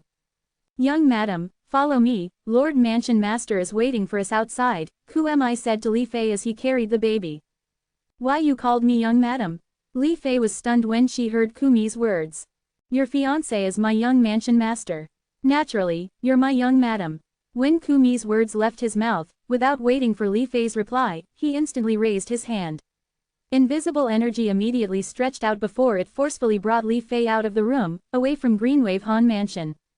Li Fei was still in a daze even after she was brought away. When did her man become a young mansion master? Soon after, under Kumi's lead, Li Fei met Duan Rufeng. When Li Fei looked at the young man whose eyes resembled her man a lot, she instantly knew who he was without the need for words. This was because she had heard her man mention this man before. Why your father? Li Fei was stunned for a long while as she stared at Duan Rufeng before she finally addressed him with the title, father. After she called out to him, her beautiful face became flushed. You're fair, right? You're really as outstanding as Ruer said. This child, when Duan Rufeng saw Li Fei, his eyes lit up as well, secretly praising his son for having such good judgment. However, he suddenly noticed the child in Kumi's arms. Since he did not manage to get a good look, he did not see the child possessed a pair of eyes that resembled Duan Lingtian by at least 50 to 60%. Moreover, the child resembled Duan Rufeng as well. This is his and my child, Li Fei answered with a blush. What? Although he had already suspected this, he was still filled with joy when Li Fei confirmed it. He immediately took the baby from Qi. To be precise, it was more like he snatched the baby away from Qi. As Duan Rufeng carried the baby, he looked at the child's eyes. He was grinning from ear to ear. He was a grandfather now. Tears inexplicably began to well up in his eyes. Father, at this moment, Li Fei finally recalled the strength of the old man who had brought her out. Moreover, the old man even addressed her man as young mansion master. She looked at Duan Rufeng and Qi in confusion. As far as she knew, forces with the title, mansion, in the Dao Martial Saint Land were fifth-rate forces or higher like the Greenwave Han Mansion. However, currently, all of Duan Rufeng's attention was focused on the grandson in his arms. He did not hear Li Fei's words at all. Due to that reason, Qi who was standing at the side quickly answered her question. Young madam, Lord Mansion Master is the Mansion Master of Azure Cloud Mansion. The Azure Cloud Mansion is a top-tier force in the lower province of the Dao Martial Saint Land. It's not something the Greenwave Han Mansion can compare to. In the entire Dao Martial Saint Land, our Azure Cloud Mansion is a quasi-third-rate force. A quasi-third-rate force. When Li Fei heard Kumi's words, her heart jolted. She did not have much to do during her stay in the Greenwave Han mansion, so she had read all sorts of records about the Dalmartial Saint Land. One of them had mentioned quasi-third-rate forces before. Although quasi-third-rate forces were essentially fourth-rate forces, due to them being stronger than normal fourth-rate forces, they were referred to as quasi-third-rate forces. In the lower province of the Dalmartial Saint Land, a quasi-third-rate force could be considered as a mighty force.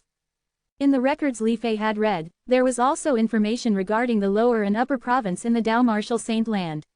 She learned that the Dalmartial Saint Land had separated into two many years ago.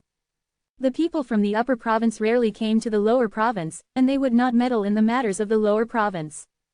How could she not be shocked when she found out her father-in-law was the mansion master of a mighty quasi-third-rate force in the lower province of the Dalmartial Saint Land? Father! Li Fei instantly kneeled in the sky when she learned of Duan Rufeng's identity. Fei, what are you doing? Duan Rufeng was stunned when he saw this. Father, Sister Ka has disappeared. I hope you'll look for her. Li Fei's tears began to stream down her face. At that time, they had left Half Moon Island. After going through a lot of hardship, she finally arrived at the Greenwave Han mansion. However, due to her body's condition, she could not return and look for Ka. Because of her, Han Shui Nai, Little Black, Little White, and Little Gold could not leave and guarded her. It was only after she had given birth that Han Shui Nai finally brought the three little fellows to the Half Moon Island. However, they had not returned yet. Sigh, both of you really care for one another. After Duan Rufeng heard her words, he sighed. At the same time, he raised his hand as invisible energy stretched out and lifted Li Fei to her feet. Fei, Ka is all right. You don't have to worry. Sister Ka is all right. When Li Fei heard his words, her eyes lit up immediately. Father, is this true? Yes, it's true. Duan Rufeng nodded before telling her how he discovered the voice transmission jade slip that Duan Lingtian left behind for her when he returned to Cloud Continent. Moreover, he also told her about the other matter contained in the voice transmission jade slip. Although Ka was brought away by that woman from the fire worship sect, I don't think she'll harm her since she claims to be her twin sister. I've never heard Ka mentioned anything about having a twin sister. Li Fei was slightly taken aback when she heard this. Perhaps, even Ka doesn't know the truth about her identity. Duan Rufeng sighed before he revealed everything he knew, including how Ka might be the current saint girl the fire worship sect had been looking for since a long time ago. Father, even you can't bring Sister Ka back from the fire worship sect? Li Fei asked. Even in the upper province of the Dalmartial Saint Land, the fire worship sect is a high-ranking and powerful force. There are 3 religions and 9 forces in the Dalmartial Saint Land.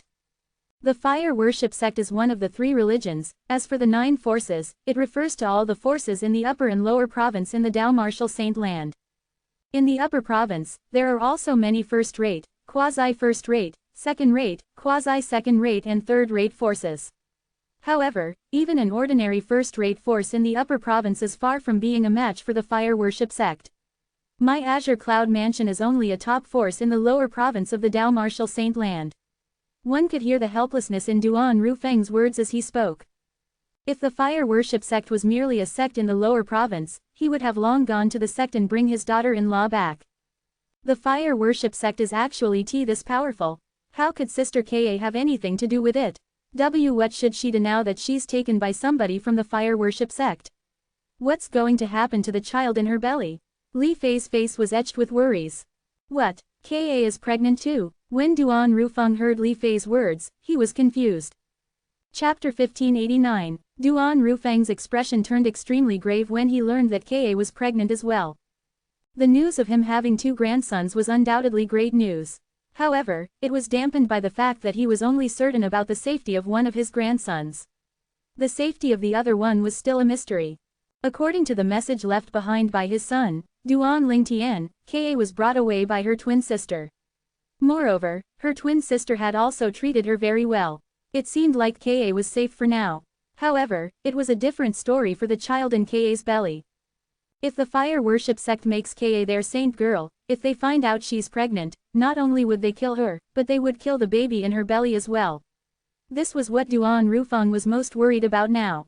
Although he did not know much about the fire worship sect, he knew that saint girls from the sect were prohibited from having excessive contact with men, let alone being impregnated by men.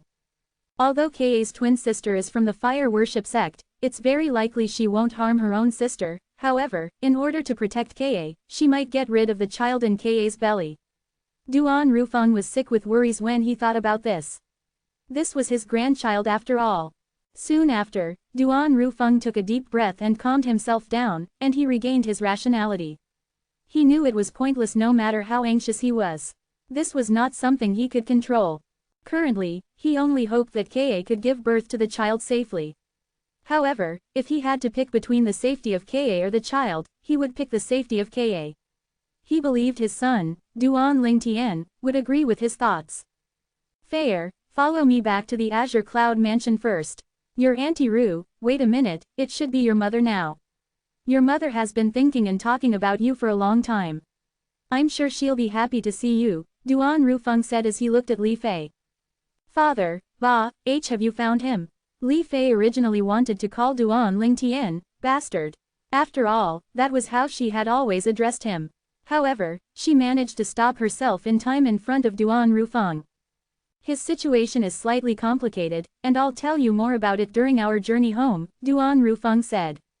Li Fei nodded obediently. After that, as though she had recalled something, she looked at Duan Rufeng and said, Father, if I just leave, Shui Nai will be very worried when she returns. Who am I? Make another trip to the Greenwave Han Mansion, Duan Rufeng ordered Who am I as he looked at him.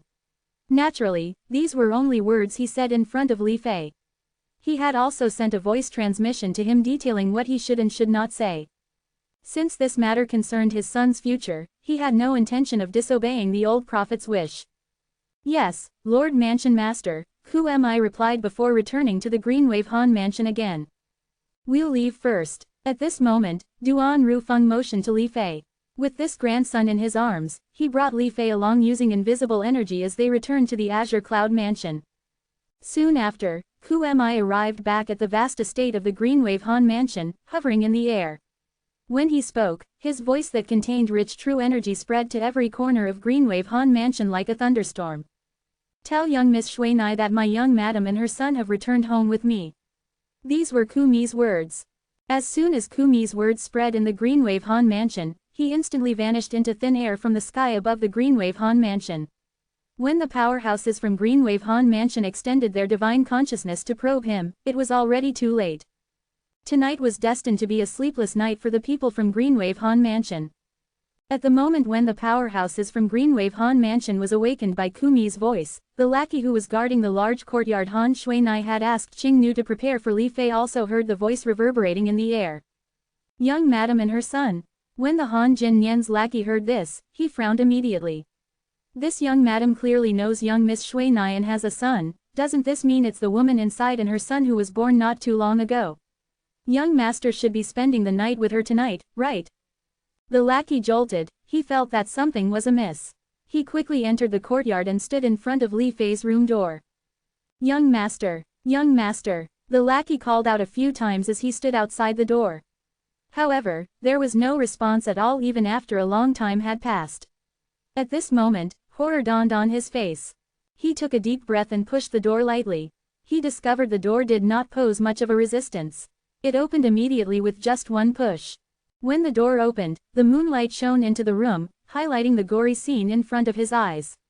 A luxuriously dressed young man lay on the ground, completely covered in blood. There were more than 10 holes on his body. In fact, there were so many holes on his body that he was barely recognizable now. However, the lackey had followed by Han Jin Nian's side for so many years, he knew Han Jin Nian very well. In just a second, he could tell the luxuriously dressed young man was his young master. Young master, the lackey cried out loudly in shock. As soon as he cried out, a ghost-like figure appeared behind him and said coldly, "What are you doing here?"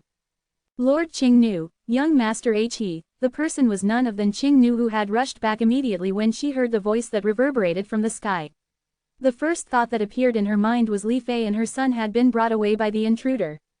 However, when she returned, she saw Han Jin Nian's lackey hovering outside Li Fei's door.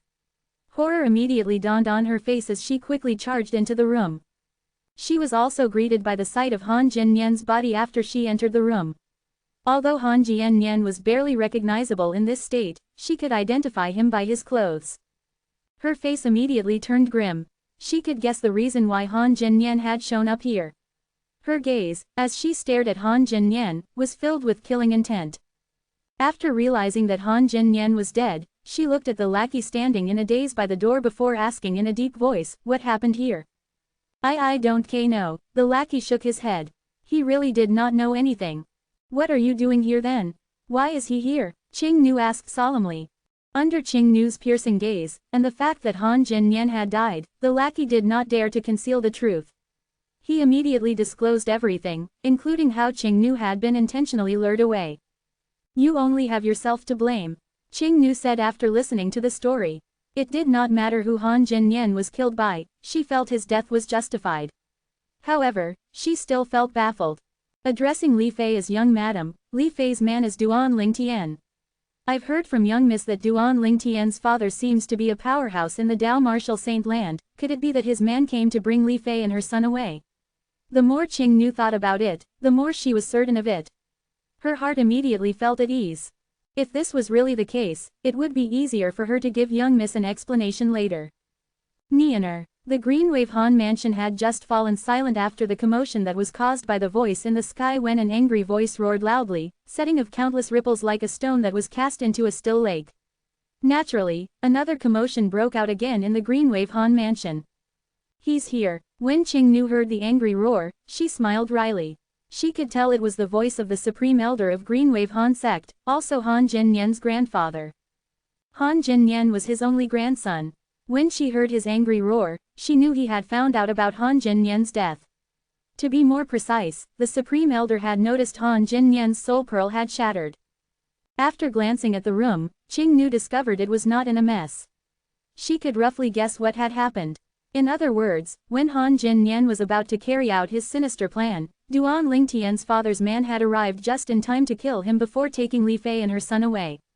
The moment she thought about this, she heaved a sigh of relief. If something had happened to Li Fei, not only would Han Shuinai not forgive her, but she would not have been able to forgive herself as well.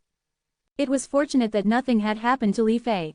As for Han Jinyan's death, she was not concerned about it at all since she had long hated him. If it was not for the fact his grandfather was the supreme elder of Greenwave Han Mansion, she might have killed him a long time ago. It's the supreme elder. When Han Jinyan's lackey who was standing outside the room heard the furious roar that shook the entire Greenwave Han Mansion, colors drained from his face completely. He knew the supreme elder would not let him go once he found out something had happened to his grandson.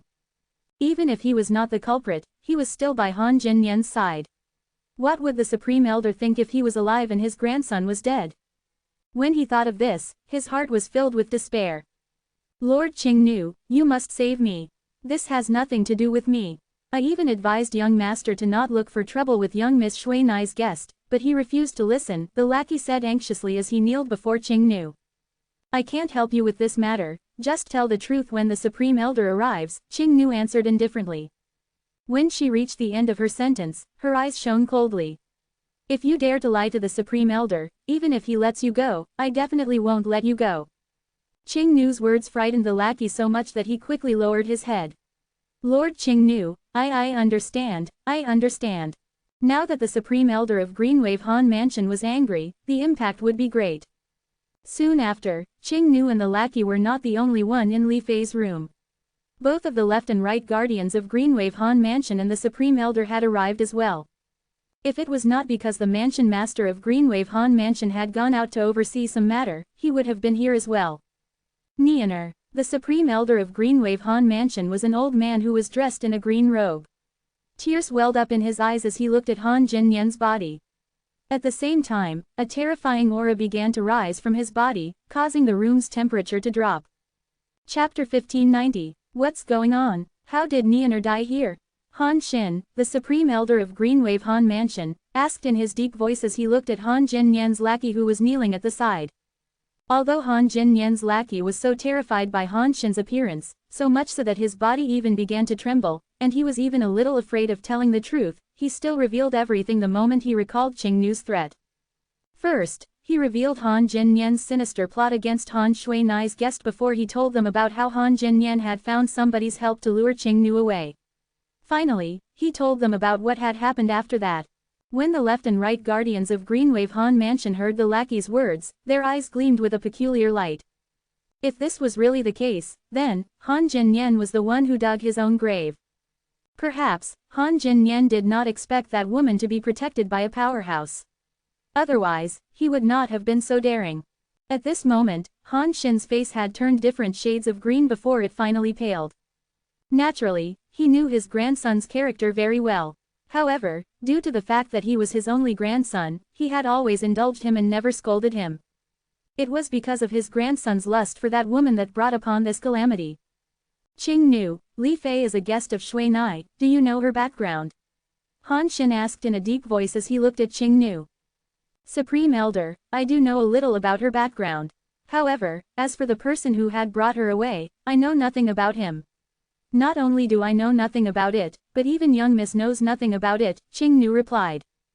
That person who brought her away addressed her as young madam, you should know who her man is, right? Han Xin asked in a deep voice. Her man is called Duan Lingtian. He's from the Cloud Continent. He has mentioned previously that his father is in the Dao Martial Saint Land. I learned all of this from young Miss. As for the rest, even young Miss doesn't know about it, Qing Nu added. Duan Lingtian. When Han Xin heard this, his gaze turned piercing. Nobody knew what was running through his mind.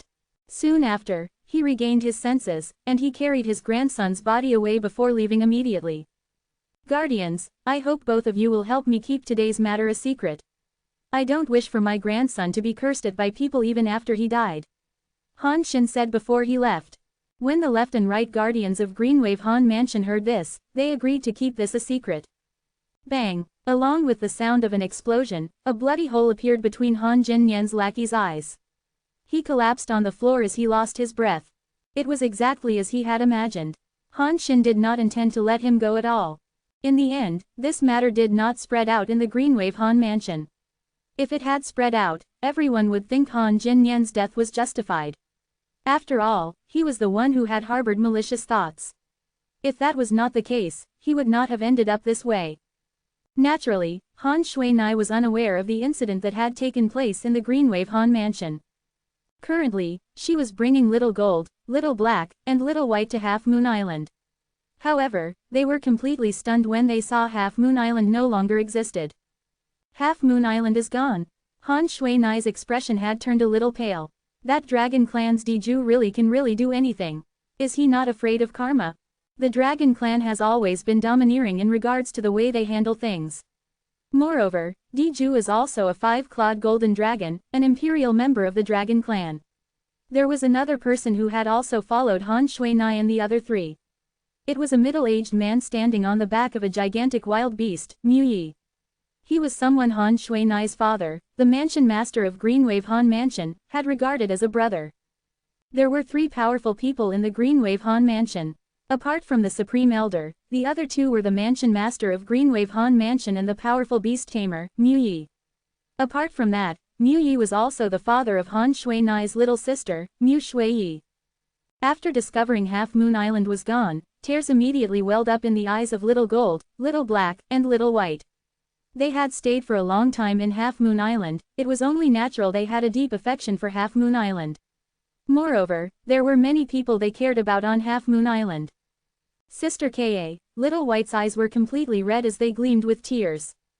When Little Gold and Little Black thought of Ka, they felt their hearts ached as well. Let's return to Cloud Continent and have a look, perhaps, Brother Ling Tian has already returned, Han Shui Nai suggested. The group of 5 immediately headed south to Cloud Continent. Whether it was the incident that had taken place in Greenwave Han Mansion or Han Shui Nai returning to Cloud Continent with the 3 fellows, Duan Ling Tian was, naturally, unaware of it all. Currently, he was sitting quietly in his room waiting for the arrival of the second day. The light of dawn on the second day finally shone on Earth, signifying the arrival of a new day. Early in the morning, the Drift Blaze sect's Grand Elder came knocking on the door and brought Duan Ling Tian and the other 2, along with the people from the other forces for a stroll in the Drift Blaze sect's estate. During the journey, Duan Ling Tian was, naturally, in the limelight. Everyone's eyes were focused on him. Some were filled with doubts, and some were filled with admiration. There were even some that were filled with disdain. In short, the general consensus was he would not be able to defeat Lady Feng from Greenwave Han Mansion. Although the people from various forces looked down on Duan Lingtian, they did not provoke him unlike those people from Skyrek sect. The day went by quickly without any trouble. When evening arrived, and they still did not see the two men from Skyrek sect, Situ Hang smiled and suddenly remarked, "Looks like Feng Hen and Old Man Yin from the Skyrek sect have already left, how refreshing." When Duan Lingtian heard his words, he chuckled inwardly. Since he was the one who had injured Feng Hen, he knew very well just how serious Feng Hen's injury was. At this moment, he was most likely recuperating in one of the guest rooms in the Drift Blaze sect. However, it was very likely Feng Hen would not have a chance to watch the battle between him and Lady Feng from Drift Blaze sect since he probably would not be able to get out of bed at all. After returning to the residence that Drift Blaze sect had prepared for them, Situ Heng and Situ Hu bade farewell to Duan Lingtian before heading to their respective room, waiting for tomorrow to arrive. "Master Duan, tomorrow will be the battle between you and Lady Feng of Drift Blaze sect. Please rest early and recuperate to prepare yourself. We won't bother you anymore." Although they secretly thought that Duan Lingtian was no match for Lady Feng, deep down in their hearts, they still hoped Duan Lingtian would surprise them tomorrow. If Duan Lingtian managed to win the battle tomorrow, not only would his name spread in the entire Windfall Nation, but even their Situ clan would be able to share his fame as well. After all, he was the interim advisor of Situ clan. At that time, if Duan Lingtian's fame spread to the southern Ridge Yuan mansion, even the Situ clan's fame would spread there as well. This was not an honor that was easily achieved by any sect in Windfall Nation. Tonight, Duan Lingtian did not sit in the room quietly like yesterday. Instead, he entered the Seven Treasures Exquisite Pagoda to cultivate his cultivation base. A night outside was equivalent to 2.5 days in the third level of the Seven Treasures Exquisite sect. It was more than enough time for Duan Lingtian to cultivate. Duan Lingtian did not dare to act recklessly in front of Lady Feng of Drift Blaze sect. While he was cultivating on the third level of the Seven Treasures Exquisite Pagoda, in the forbidden area of the Drift Blaze sect near the volcanic crater of an active volcano, there was a woman dressed in a fiery red dress sitting cross-legged in the air. The girl was like a fire elf, blending in with the magma that spewed out from time to time. The woman had an appearance that could topple a nation. While she was cultivating, even the magma that was spewing out from the volcanic crater was slightly tilted to her side. It was as though she had some magnetic charm. A blazing flame rose up around the woman, enveloping her. However, it did not burn her at all. Suddenly, the woman opened her eyes. A fiery light seemed to have flashed in her eyes. In the next instant, she flew out, heading to the volcanic crater. She bathed in the magma, completely submerging herself within it. If another person witnessed this, they would definitely cry out in surprise. Her action was no different from committing suicide. However, as the magma continued to spew out from the volcanic crater, one could see that not only was the woman not burned into ashes, but she was even sitting cross-legged in the air above the magma as she continued to cultivate. As time went by, one could faintly see the fiery red magma stretching out to the woman before it merged with her. A beautiful woman suddenly appeared in the sky nearby as she stared at the fire elf-like woman bathing in the magma as she cultivated. She muttered to herself, "It seems like Tian Wu's physique is born for the Blaze Phoenix progeny mental cultivation. Her current progress is twice as fast as the progress I made at her age." Although it was already midnight, it was still as bright as day due to the volcano that was spewing magma continuously. If the other people from Drift Blaze sect were here, they would be able to identify this beautiful woman as Ziyun, the sect leader of Drift Blaze sect.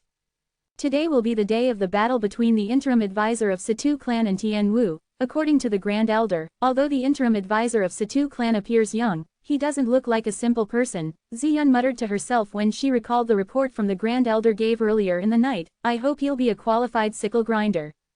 The night passed very quickly. As dawn arrived again, the Drift Blaze sect was bustling with activities. All the disciples from Drift Blaze sect left their cultivation places. Naturally, this was because today is the day of the battle between the interim advisor of Situ clan, Master Duan, and their Drift Blaze sect's Lady Feng. They all wanted to enjoy and witness this battle. Chapter 1591. The battle between the interim advisor of Situ clan and Lady Feng of Drift Blaze sect was set to take place in a vast district in the east, outside of Drift Blaze sect's estate. Since both of them had reached this level, there was no need for a special arena. Early in the morning, the vast district in the east, outside of the Drift Blaze sect's estate, was already bustling with people. Most of them were Drift Blaze sect's disciples and elders. Apart from that, people from various forces had also arrived on the scene. Naturally, there were also people who were absent such as Feng Hen, the young sect leader of Skyrek sect. The reason he was absent was due to his inability to get out of bed because of his injury. He would not be able to come even if he wanted to. However, the old man with the surname Yin had come instead. Old man Yin was a saint stage powerhouse whose strength was on par with Satuhu from the Satu clan. The Satu clan's people are here. Suddenly, somebody shouted loudly. Everybody instantly shifted their attention to the west where Drift Blaze Sect's estate was located. A group of 3 people was approaching them. That's Satu Hang, the great young master of Satu clan. And that's Satu Hu, the supreme elder of Satu clan. He's also a saint stage powerhouse. The purple-clad young man walking in the middle must be Master Duan, the interim advisor of Satu clan. The group of Drift Blaze Sect's disciples buried their heads together in a discussion as their eyes landed on the purple figure in the distance. Their eyes were filled with questions and disdain. This was the person who wanted to challenge their Drift Blaze Sect's Lady Feng, a powerhouse at the peak of the Saint Rudiment stage and was ranked 23rd in the heaven ranking. Humph, he looks really young, but who knows, his real age might be 70 or 80 years old. Who does he think he is to be worthy of competing with our sect's Lady Feng? He has really overestimated himself. There are some people who don't know their limits unless we teach them a lesson. I'm looking forward to seeing what kind of expression he'll make once he's defeated by Lady Feng. Based on the Drift Blaze Sect's disciples' words, it was apparent they did not think very highly of Duan Lingtian. In fact, this was normal. Apart from the fact that he had suddenly become the interim advisor of Satu clan, not much was known about him at all. Apart from that, they had full confidence in their sect's Lady Feng. The group of Drift Blaze Sect's disciples whispered to one another. Although their voices were not loud, Duan Lingtian, who had opened all of his 99 saint veins, had super hearing, and he heard all their words. However, he was not bothered by it at all. In fact, he had already expected this to happen. Let alone the disciples from Drift Blaze Sect, even Satu Heng and Satu Hu, who were following closely behind him, did not have faith in him even though they did not say it out loud. Duan Lingtian did not bother to explain himself. After all, he knew it would all be in vain. If he wanted to change their opinions, he only had one option, and that was to defeat Lady Feng from Drift Blaze Sect and replace her in the heaven ranking. Duan Lingtian felt very confident. Currently, his cultivation base had broken through to the Paramount Saint Rudiment stage. With the help of the Supreme Sword Dao mental cultivation method, the Sovereign Heart Sword, he had even mastered the 10,000 Swords territory. After studying it, he also learned ordinary territories could not compare to the strength of the 10,000 Swords territory. At the very least, among all the territories he had seen before, none of them were qualified to be mentioned in the same sentence as the 10,000 Swords territory. Naturally, even without the advantage of his territory, Duan Lingtian also did not fear any martial or Dao cultivators below the Saint stage. Put aside the fact that he could solidify the Divine Dragon phenomenon, his body was different from ordinary martial or Dao cultivators. His body was even more powerful than the 5-clawed Divine Dragons from the Dragon Clan. According to Elder Huo, Duan Lingtian's current body was comparable to a 7-clawed Divine Dragon that was on the same stage as him. Apart from his powerful body, the number of saint veins Duan Lingtian had opened in his body was ridiculous. He had opened up a total of 99 saint veins. In other words, he had opened up all the saint veins there were to open. This was unprecedented in the history of Dao Martial Saint Land. Due to all these reasons, Duan Lingtian was extremely confident in his own ability. He did not think anyone below the saint stage would be able to defeat him. Oh, under everyone's gaze, Duan Lingtian came to a halt suddenly, frowning. This was because he noticed a cold gaze filled with killing intent among the thousands of eyes that were gazing at him. As he looked into that specific pair of eyes, he saw the owner of the eyes. It's him. The owner of the eyes was none other than Old Man Yin from the Skyrek sect. He was the old man that accompanied the Feng Hen, the young sect leader of Skyrek sect. He was a saint stage powerhouse. Duan Lingtian's frown eased away when he saw it was Old Man Yin. He was not surprised the other party hated him and would derive pleasure from killing him due to the enmity that arose between them 2 days ago. Due to this reason, when he discovered the person who was staring at him murderously was from the Skyrek sect, he completely disregarded it. Duan Lingtian's dismissal made Old Man Yin's face turn extremely grim.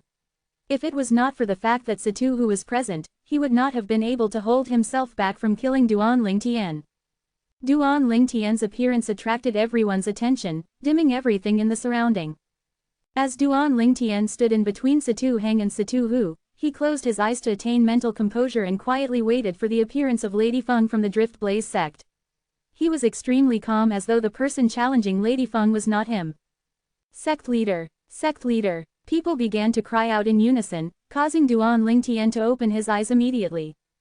In just one glance, he saw a beautiful, graceful, and elegant woman coming from the distant sky in the company of an old man and an old woman.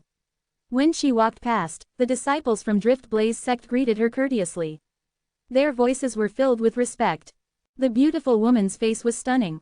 Although she exuded a cold aura that caused others to be unable to meet her eyes, one had to admit she was indeed beautiful. If she was 10 years younger, she would definitely be a rare beauty. "She's Ziyun, the sect leader of Drift Blaze sect," Situ Heng whispered to Duan Lingtian at this moment. Duan Lingtian nodded. After studying Ziyun from top to bottom, his heart jolted. This is the female martial cultivator who's invincible in the entire Windfall Nation, apart from the Windfall Nation's imperial family.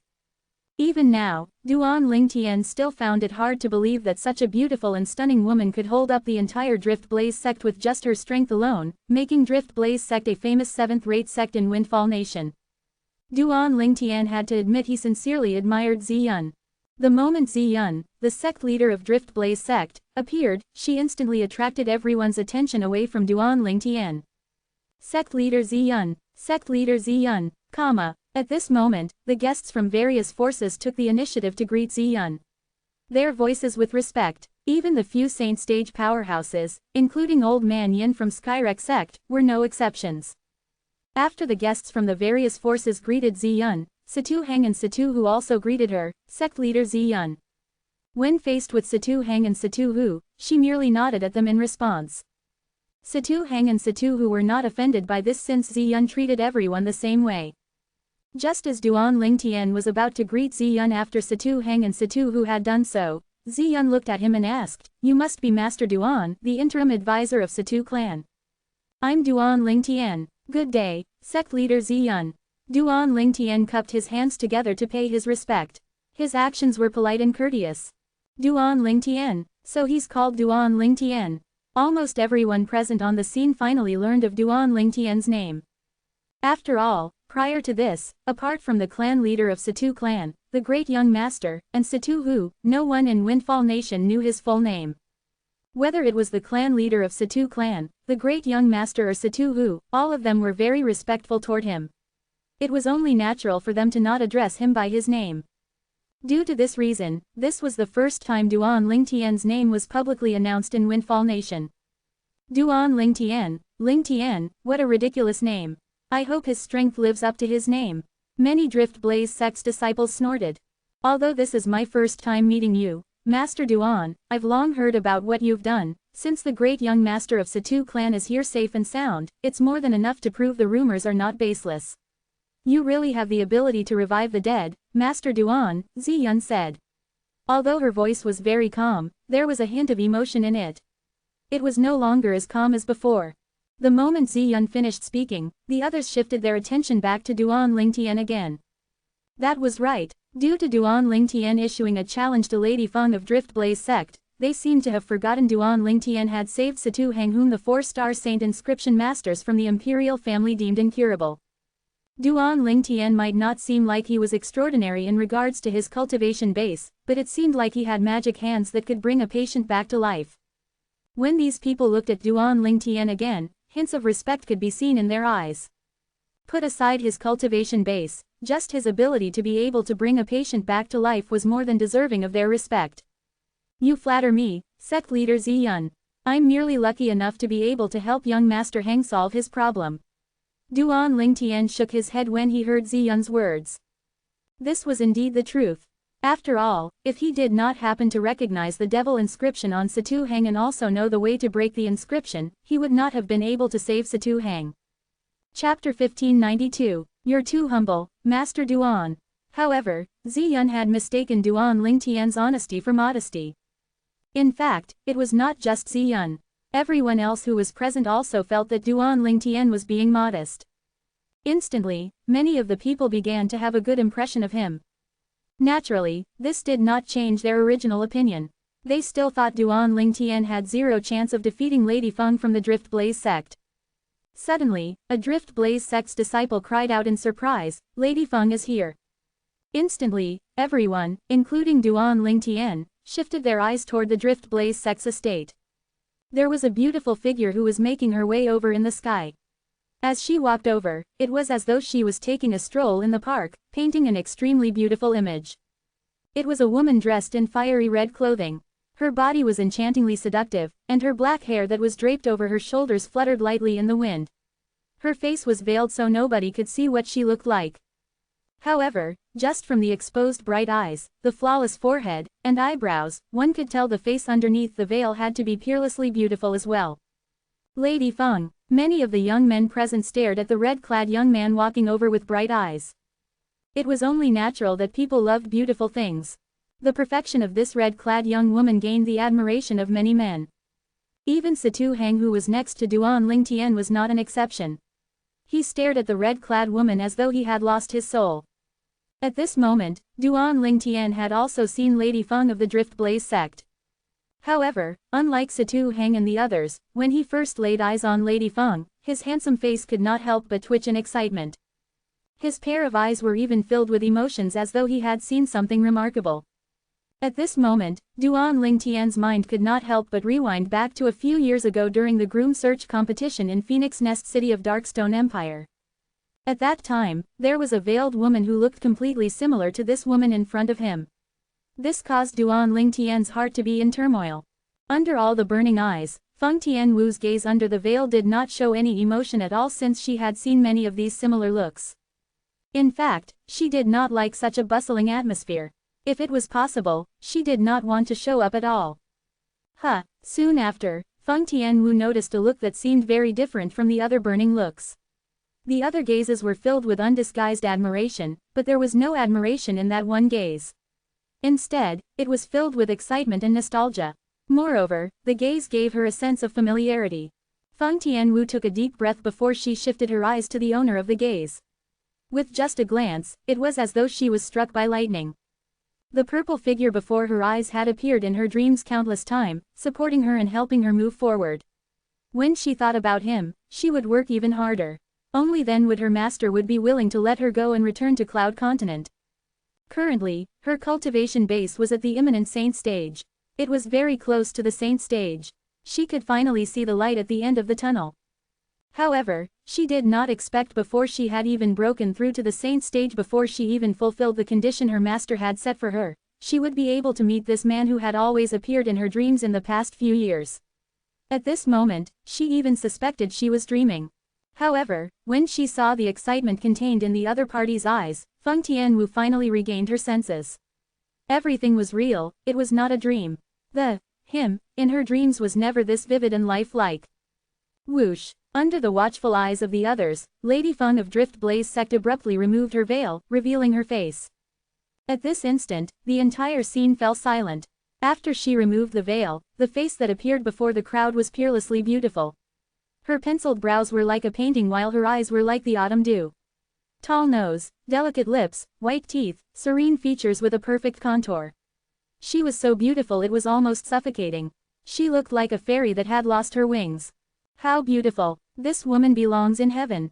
This was the first thought that rose up in most people's hearts. This was also the first time that many of the elders and disciples of Drift Blaze sect saw the face of Lady Feng. Although they had long heard that Lady Feng possessed a beauty that could topple a nation, they had not seen her face before, so they were naturally skeptical of the rumors they heard. However, at this moment, all their doubts vanished. Tian Wu, Ziyun, the sect leader of Drift Blaze sect, knew her disciple very well. There was no way she would reveal her face in front of so many people without a reason. She was baffled why her disciple would do such a thing. Soon after, Ziyun saw her disciple's eyes seemed to be locked on someone. Moreover, her gaze seemed to be as gentle as water. This was her first time seeing her disciple with such an expression. Naturally, she was familiar with this expression. This was the expression a woman would only show to her true love. After Feng Tianwu removed her veil and exposed the face he was familiar with, Duan Ling Tian took a deep breath and called out in a pleasantly surprised voice, Tian Wu. His voice was so gentle that it continued to linger in the air. This incident had surprised him tremendously. At this instant, it seemed as though he had forgotten everything, and Feng Tianwu was the only thing he could see. The matter of challenging the heaven ranking and having his name spread out in Windfall Nation and Southern Ridge Yuan Mansion had all been thrown to the back of his mind for the time being.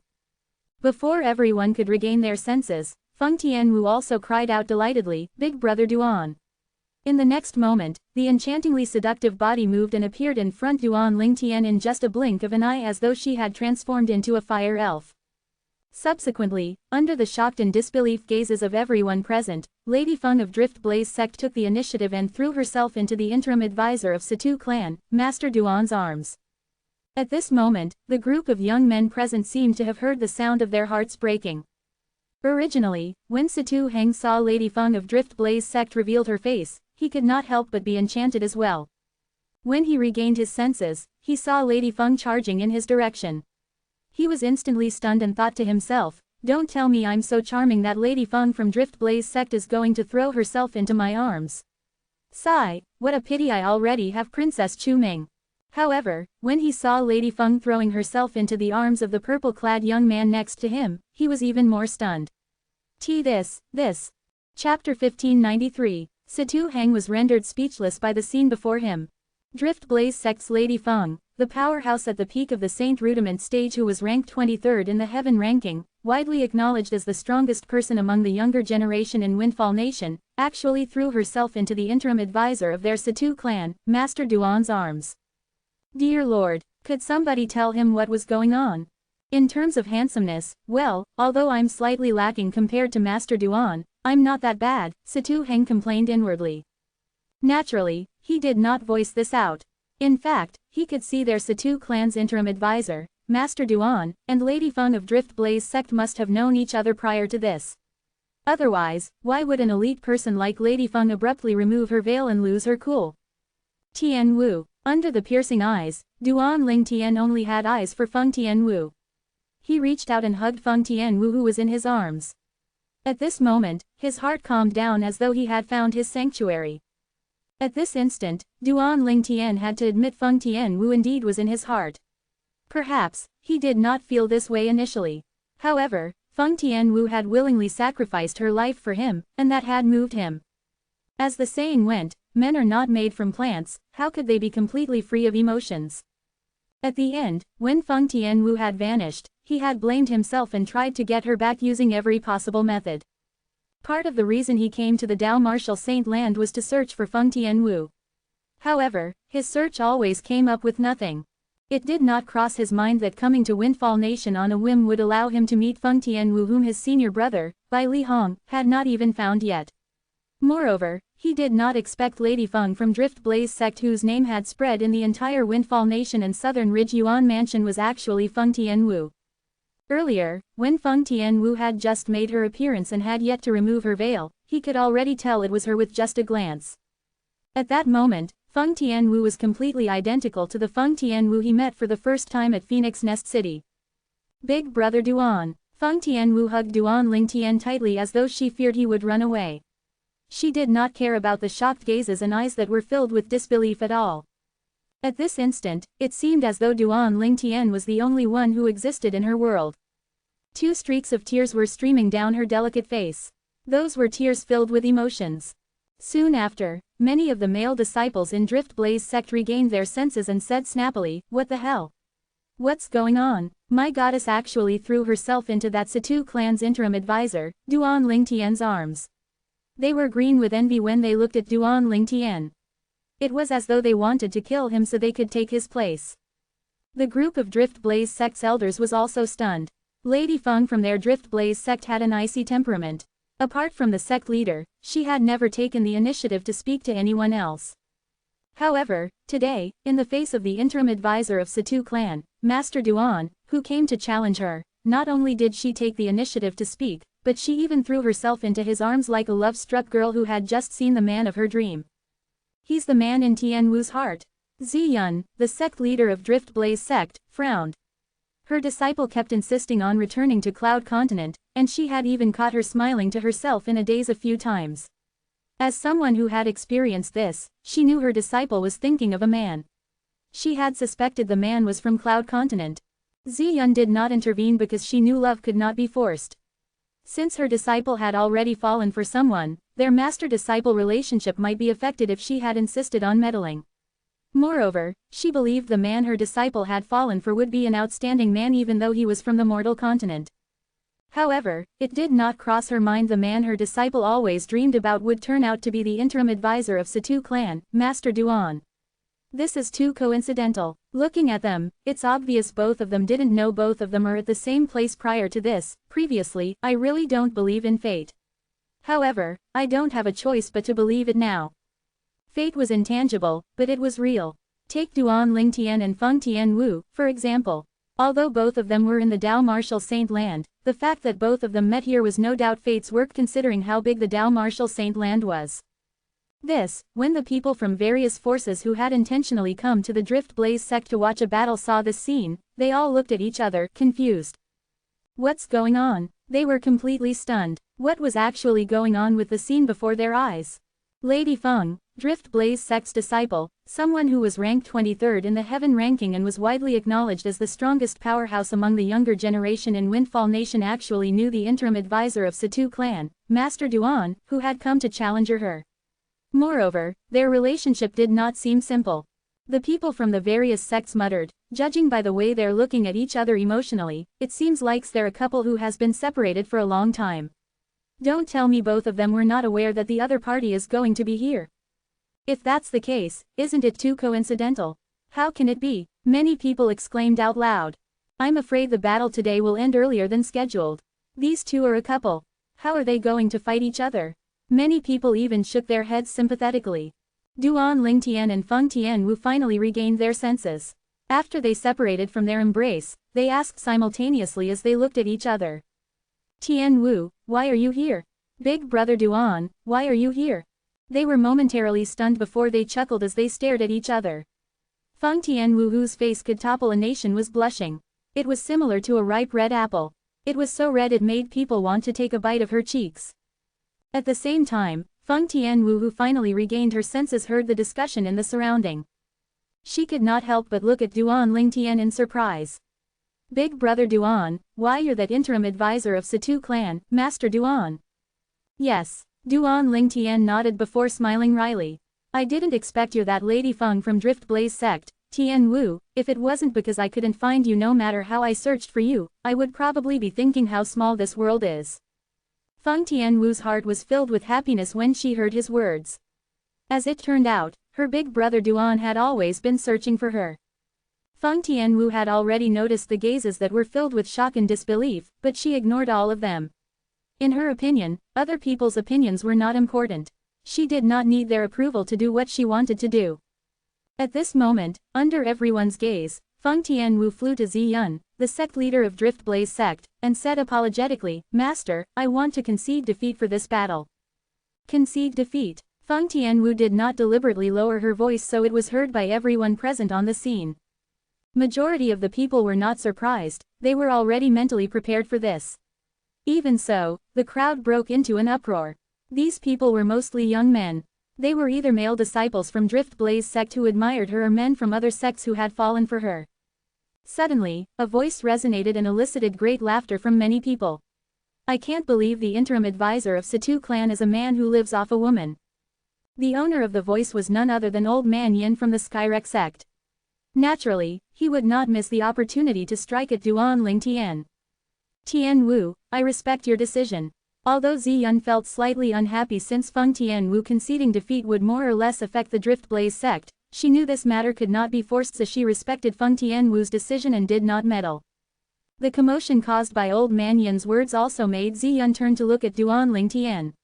She wanted to know what this man who was chosen by her disciple would do in this situation. The Skyrek sect had hurt his pride as a man after all. Say that again. Feng Tianwu's face seemed as though it was covered in a layer of frost as she stared coldly at Old Man Yin from Skyrek sect, causing him to shudder even though it was not that cold. Feng Tianwu might not be as powerful as he was currently, but her innate talent was enough to make him fear her. She might not be a match for him now, but how about a few years later? Feng Tianwu's progress was clearly known by all. It only took her half a year to climb up to the 23rd place in the heaven ranking since she entered it. The speed of her progress was so fast that it shocked everyone. Although Feng Tianwu had not broken through to the saint stage at this moment, her current strength was most likely enough for her to enter the top 10 of the heaven ranking. If someone like her broke through to the saint stage, she would most likely be powerful enough to fight him. After all, he was merely an ordinary saint stage martial cultivator. Due to this reason, he did not dare to speak any longer in the face Feng Tianwu's cold gaze. In Old Man Yin's opinion, whether it was the sect leader of Drift Blaze sect, the sect, or Feng Tianwu, he could not afford to offend any of them. Perhaps, Feng Tianwu might possess enough strength to crush him in another few years' time. However, Old Man Yin's words had already changed the atmosphere of the place. More than 90% of the eyes on Duan Lingtian contained a hint of disdain as well. It was as though they really regarded Duan Lingtian as a pretty boy who lived off a woman. When they saw how Feng Tianwu had snapped at Old Man Yin, they all knew she was protecting the interim advisor of Situ clan, Duan Lingtian. Due to this reason, they did not dare to act recklessly. However, they did not restrain their gazes. They were curious how Duan Lingtian would react under such circumstances. Under the watchful eyes of the others, Duan Lingtian finally stood up. After glancing at his surrounding, he looked at Feng Tianwu again and smiled. Tianwu, you don't have to concede defeat. You and I have not seen each other for so many years. Now that we finally meet, I also want to know what your cultivation base is like currently. Chapter 1594, Big Brother Duan, you don't have to care about what they say. When Feng Tianwu heard Duan Lingtian's words, she, naturally, thought his pride was hurt, leading him to make such a hasty decision. In her opinion, her progress these few years could be considered as extremely fast. Although her big brother Duan used to be stronger than her, it might not be the case now. If they really fought, and she had intentionally shown mercy, they would end up being the subject of ridicule. After all, there were many saint stage powerhouses present on the scene who would be able to see if she unleashed all her strength or not. If she had intentionally shown mercy, things might get even worse for her big brother Duan. To sum it up, just like the others, Feng Tianwu did not feel Duan Lingtian would be able to defeat her. However, she did not care if Duan Lingtian was strong or not. Even if Duan Lingtian was just an ordinary person, her love for him would remain unchanged since she loved him, not his cultivation base. Tianwu, you've misunderstood. You've known me for so long, don't tell me you don't even know what kind of person I am. I don't care what they think of me, however, I heard that your cultivation base has made tremendous progress after these few years, and in just 6 months, you've even climbed up to the 23rd spot in the Southern Ridge Yuan Mansion's heaven rankings. I'm truly curious, why don't you seize this opportunity and show me what you've achieved? Duan Lingtian said with a smile. He was not angered by the people's opinion of him. When Feng Tianwu heard his words, her attention was focused on Duan Lingtian's eyes. When she saw the confidence in his eyes, her heart was in turmoil. This was not her first time seeing such a look in Duan Lingtian's eyes. Could it be that big brother Duan also has a fortuitous encounter after he came to the Dao Martial Saint Land? Feng Tianwu thought to herself. Since her big brother Duan came today with the identity of the interim advisor of Situ clan to challenge her, she believed he must have heard about her achievements and knew she was strong enough to enter the top 10 in the heaven ranking. The truth was she indeed could enter the top 10 in the heaven ranking anytime she wanted with her current strength. When she saw how confident her big brother Duan was, she knew instantly that he must have had a fortuitous encounter like she did after he came to the Dao Martial Saint Land. Moreover, he was confident he could defeat her as well. Feng Tianwu no longer rejected him and merely nodded instead. The eyes of everyone present on the scene, including Ziyun, the sect leader of Drift Blaze sect, lit up immediately. Their eyes were as bright as the stars lighting up the night sky. Whoosh, whoosh. A few moments later, the group of people watching at the side retreated a little to make space for Duan Lingtian and Feng Tianwu's battle. All of their eyes were focused on Duan Lingtian and Feng Tianwu who were about to fight.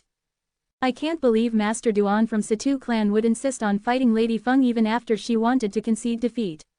Could it be he's confident he'll be able to win? Many people who initially did not think very highly of Duan Lingtian began to have doubts. That might not be the case. Perhaps, Duan Lingtian thinks Lady Feng will be lenient, and he just wants to put on a show for us, another person chimed in. Put on a show, Hermf. Don't forget there are many seniors here who are at the saint stage, it'll be easy to tell if Lady Feng is intentionally being lenient and showing mercy. That's right, if Lady Feng really shows mercy, Duan Lingtian will be even more humiliated. The group of people whispered among each other. Although they were not loud, their words were still heard by Duan Lingtian and Feng Tianwu. A frown immediately appeared on Feng Tianwu's face. On the other hand, Duan Lingtian was completely calm. It was as though he was not bothered by the words at all. In fact, he really was not bothered by those words at all. Show mercy. Although he did not know how powerful Tianwu was currently, he was confident in his own strength. Moreover, he did not lie earlier. He really did want to know how powerful Tianwu was. He knew she was strong, but he would only know how strong she was if they fought. Tianwu, you can attack. There's no need to be lenient. You can go all out. Duan Lingtian said to Feng Tianwu through voice transmission as he looked at her. Big brother Duan, are you really confident? With my current strength, it's not a problem for me to enter the top 10 in the heaven ranking, Feng Tianwu could not help but ask through voice transmission. Don't worry, Duan Lingtian's reply assured Feng Tianwu. At this instant, Feng Tianwu also began to make her move. When she raised both of her slender hands, a scorching true energy suddenly surged out of her body. That was right, her true energy was scorching hot. Feng Tianwu's true energy was different from ordinary Saint Rudiment stage martial cultivators. It emitted a scorching hot aura that could clearly be felt by people standing far away. Her true energy has her attribute. Feng Tianwu's cultivation base is just a step away from the saint stage. At this moment, the hearts of the saint stage powerhouses from the various sects jolted. They were all baffled. As saint stage powerhouses, they, naturally, knew what Feng Tianwu's blazing hot true energy meant. Since her true energy had reached this level, coupled with her innate talent, she would need a year at the most to break through to the saint stage. At this time, even old man Yin from Skyrek sect regretted his previous action of belittling Duan Lingtian. If he had known earlier that Feng Tianwu's cultivation base had reached such a level, he would not have risked offending Feng Tianwu just to derive pleasure from insulting Duan Lingtian. It was unfortunate there was no cure for regret in this world. As the blazing true energy surged out from Feng Tianwu, causing the air to look like it was burning, a gigantic sword that emitted faint flames consolidated above her head as well. The aura from the sword seemed as though it was able to burn everything. Apart from the gigantic sword, a gigantic beast also appeared above her head. It was a flying-type beast. The beast had blood-red energy gleaming around its body. Other than that, flames seemed to be burning faintly on its body as well. The moment it appeared, it caused the air that was already hot to turn even hotter. It was to the extent where some Drift Blaze sect's disciples with a lower cultivation base had to retreat far away because they could not endure the scorching aura. Their eyes were filled with admiration as they looked at Feng Tianwu. This was their Drift Blaze sect's Lady Feng, the pride of the entire Drift Blaze sect. At this moment, all of them were proud to be a member of the Drift Blaze sect. This is a phoenix. When Duan Lingtian saw the flying-type gigantic beast above Feng Tianwu's head, he could not help but feel baffled. The gigantic beast was at least 70% to 80% similar to the phoenix he was familiar with in his past life. Elder Huo, is this a phoenix? Duan Lingtian could not help but ask Elder Huo, who was in the Seven Treasures Exquisite Pagoda. Elder Huo was a three-legged golden crow, an ancient variant beast, and he was very experienced and knowledgeable. Due to this reason, Duan Lingtian was almost certain Elder Huo would be able to identify if the giant beast phenomenon that Tianwu had consolidated was a phoenix or not.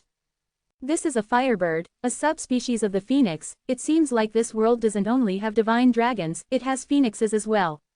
Elder Huo's voice entered Duan Lingtian's ear in a timely manner. This girl is quite lucky. She actually managed to obtain the blood essence of a firebird. Moreover, the firebird she had solidified must not be an ordinary firebird as well. Firebird, a subspecies of the phoenix. Duan Lingtian finally understood. Although he did not know how Feng Tianwu managed to encounter something so fortuitous, he still felt happy for her. At the same time, Duan Lingtian discovered that the area within a 100-meter radius around Tianwu suddenly turned scorching hot. Even he was enveloped in that scorching aura. Under everyone's watchful eyes, scorching flames suddenly appeared around Feng Tianwu and within a 100-meter radius. Although the flames seemed weak, when they merged, the terrifying aura turned even hotter. Feng Tianwu, who was standing in the middle of the flaming territory, looked like a fire empress. It was obvious she controlled fire. Whether it was her true energy consolidated weapon, true energy consolidated beast or true energy consolidated territory, all of them were cast very quickly by Feng Tianwu. It was so fast that some people could not even catch what was happening. Whoosh! Soon after, Feng Tianwu began to make her move. The flames in her territory surrounded her at the side. Strangely, it seemed as though it had turned into armor, guarding her as she charged at Duan Lingtian at an extremely fast speed. It was as though a fireball had passed through in her wake. A burnt smell could be smelt in the air. She's really not showing any mercy. Many of the Saint Stage powerhouses in the surrounding were shocked when they saw Feng Tianwu make her move. As Saint Stage powerhouses, they could see Feng Tianwu did not show any mercy so far. Apart from that, judging from the strength she had unleashed, they felt she had a huge chance of winning even if she challenged those in the top 5 of the heaven ranking, let alone the top 10. Sect leader Ziyun really has obtained a good disciple. Many of the Saint Stage powerhouses from various sects, faces were filled with envy, jealousy, and annoyance when they looked at Ziyun, the sect leader of the Drift Blaze sect. Ziyun was already so powerful in her own right. Now, she even had a disciple who could easily defeat their disciples. All of them were green with envy. Lady Feng's really powerful. Judging by her stance, it seems like she's really not showing any mercy. I wonder if the interim advisor of Situ clan will be able to handle this. I think it's impossible. The group of people watched the arena with utmost concentration. They were all eager to see how Duan Lingtian would fare in the face of such a strong Feng Tianwu. At this moment, it seemed like they could all see the scene of Duan Lingtian being defeated in just one blow. Chapter 1595. Due to Duan Lingtian's confidence, Feng Tianwu did not show any mercy when she made her move. Moreover, she had unleashed her full force as soon as she attacked. This showed how much she trusted Duan Lingtian and also to show the others that she was not being lenient in any way. She did not show any mercy, nor was there a need for her to show any mercy. Tianwu's strength has actually risen to such a level.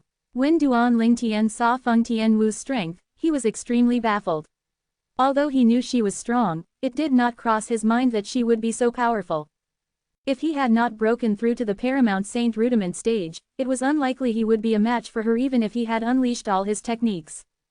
Whoosh, whoosh, whoosh, whoosh, whoosh, comma. After looking at Feng Tianwu, Duan Lingtian had a pretty clear idea about her strength. With just a thought, the area within a 100-meter radius around him instantly transformed into a sea of swords. 10,000 swords charged forward. The area surrounding their wake seemed as though it was being torn apart. It was also accompanied by a piercing noise. At the place where his territory overlapped with Feng Tianwu's territory, the flame territory began to shatter as the sword rays swept past like a mirror that had been hit with a heavy impact.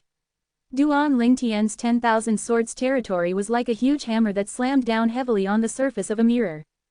Like a domino effect, although only a part of Feng Tianwu's flame territory was shattered by Duan Lingtian's 10,000 swords territory, it began to affect the other parts of her territory.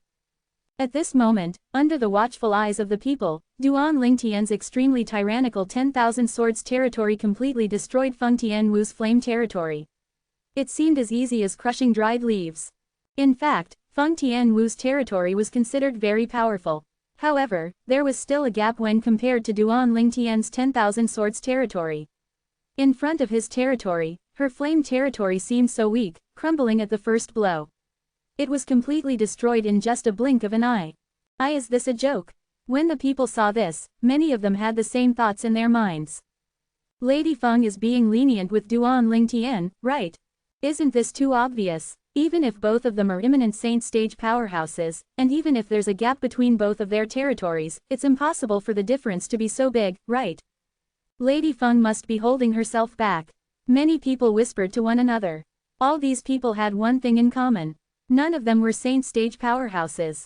The Saint Stage powerhouses present on the scene, including Ziyun, the sect leader of Drift Blaze sect, were all silent at this moment. This Duan Lingtian really came from the mortal continent. Ziyun was baffled as she looked at Duan Lingtian. Although she had faintly guessed the man whom her disciple had fallen in love with would not be an ordinary man, she did not expect him to be so powerful. Just his territory alone had destroyed her disciple's territory. As a saint stage powerhouse, she could, naturally, see her disciple was not being lenient.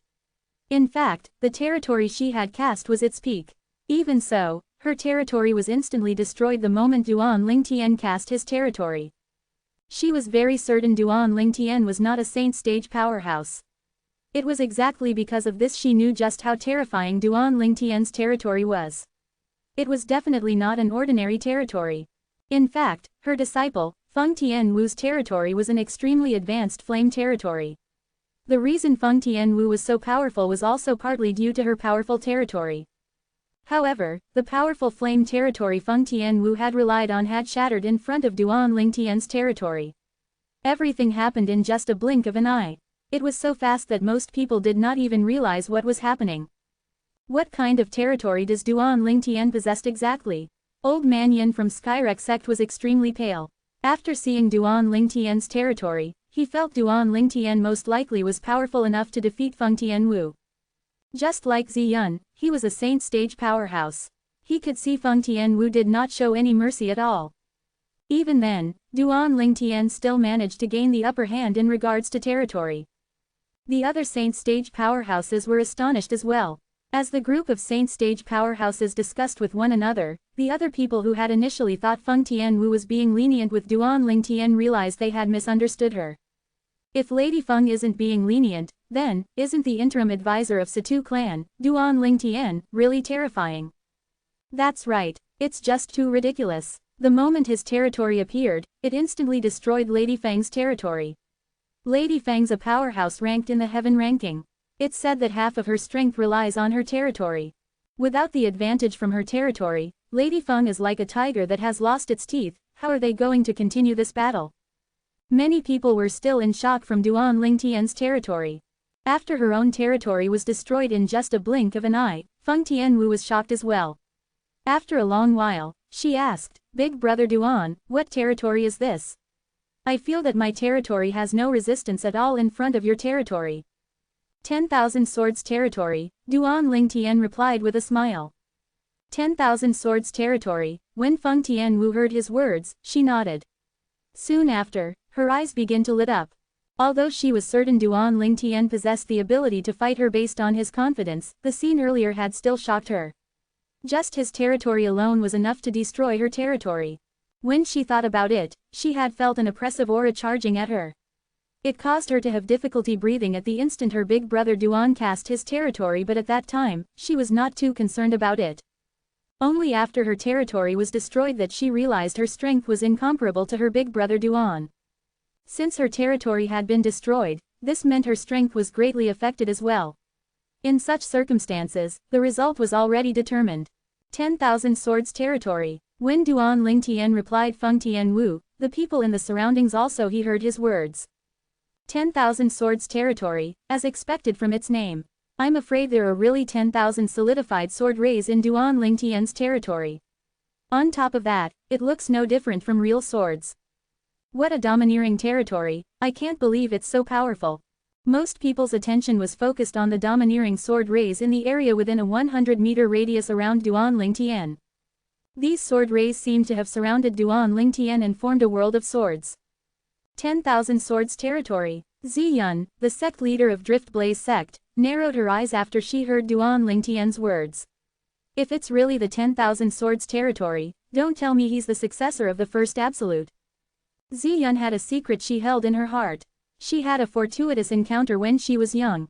That fortuitous encounter allowed her to obtain the legacy of a female powerhouse that claimed she was the successor of the Blazing Phoenix progeny, the fifth absolute of the Seven Absolutes sect. After she had obtained the legacy of the Blazing Phoenix progeny, she became the only successor of the Blazing Phoenix progeny. It was exactly because of that fortuitous encounter that allowed her, who originally did not have a powerful innate talent, to exceed her own potential. It was how she came to possess power that even the Windfall Nation's imperial family feared. She knew very well that if it was not for that fortuitous encounter, it would be uncertain if she could even be a saint stage powerhouse whom the Windfall Nation's imperial family feared. Her entire life had been changed by that fortuitous encounter. Due to this reason, she was extremely grateful toward the female powerhouse who left the Blazing Phoenix progeny legacy to her. She still remembered her message. According to the message the female powerhouse left behind, she had mentioned she hoped after Ziyun had obtained the legacy, she would continue to pass on the legacy of the Blazing Phoenix progeny until the emergence of the Seven Absolutes writ from the Seven Absolutes sect. Once the Seven Absolutes writ appeared, their Blazing Phoenix progeny would have to return to the Seven Absolutes sect, and if it was required by the Seven Absolutes sect, they would have to sacrifice everything for it. Ziyun knew that her innate talent was only ordinary and it would be difficult for her to have major accomplishments even if she continued to raise her strength. Due to this reason, she began to search for young talented geniuses who could carry on the legacy of the Blazing Phoenix progeny since a long time ago. Feng Tianwu was the young talented genius whom she decided to pass the legacy to. Although she was from the mortal continent, her innate talent was extraordinary. What was more shocking was the progress that Feng Tianwu made by cultivating the Blazing Phoenix progeny's mental cultivation technique was so fast that it was as though the Blazing Phoenix progeny's mental cultivation technique was tailored for her. Based on Feng Tianwu's current achievement that relied on the Blazing Phoenix progeny in this short period of time, Ziyun knew she could proudly lift her head in front of the female powerhouse who had passed the Blazing Phoenix progeny legacy to her. Due to her ordinary innate talent, it was difficult for her to carry the responsibility of the Blazing Phoenix progeny. However, her disciple could. She believed her disciple would not be weaker than the other 5 successors of the Seven Absolute sect, not counting the first Absolute, Fog Rain. She did not dare to compare to the first Absolute, Fog Rain. This was because, in the message left behind by the female powerhouse who had passed the legacy to her, there was some information regarding the Seven Absolute sect contained in it as well. It explained the Fog Rain progeny, the first Absolute of the Seven Absolute sect, in details. As the first Absolute of the Seven Absolute sect, the Fog Rain progeny was unlike the other 6 Absolutes. It could stay dormant for several thousands of years without having a successor. It could go several tens of thousands of years or several hundred thousands of years without a successor. However, the moment its successor appeared, it would mean the dawn of a new era. There was a saying that circulated in the Tao Martial Saint Land, the successor of Fog Rain of the Seven Absolute sect will be able to produce clouds with a turn of the hand and rain with another turn of the hand. That saying had also been acknowledged by the majority of the people in the Tao Martial Saint Land. Based on that, one could see just how well known the Fog Rain progeny, the first Absolute of the Seven Absolute sect, was. It's said that the previous Fog Rain's successor was a powerhouse who called himself the Sword Saint. The territory he had mastered was none other than the 10,000 Swords territory. This was the reason why Ziyun was stunned when she heard Duan Lingtian saying that the territory he had mastered was the 10,000 Swords territory. Chapter 1596. It must be a coincidence. After all, the Tao Martial Saint Land is so big. There's no need to be so surprised.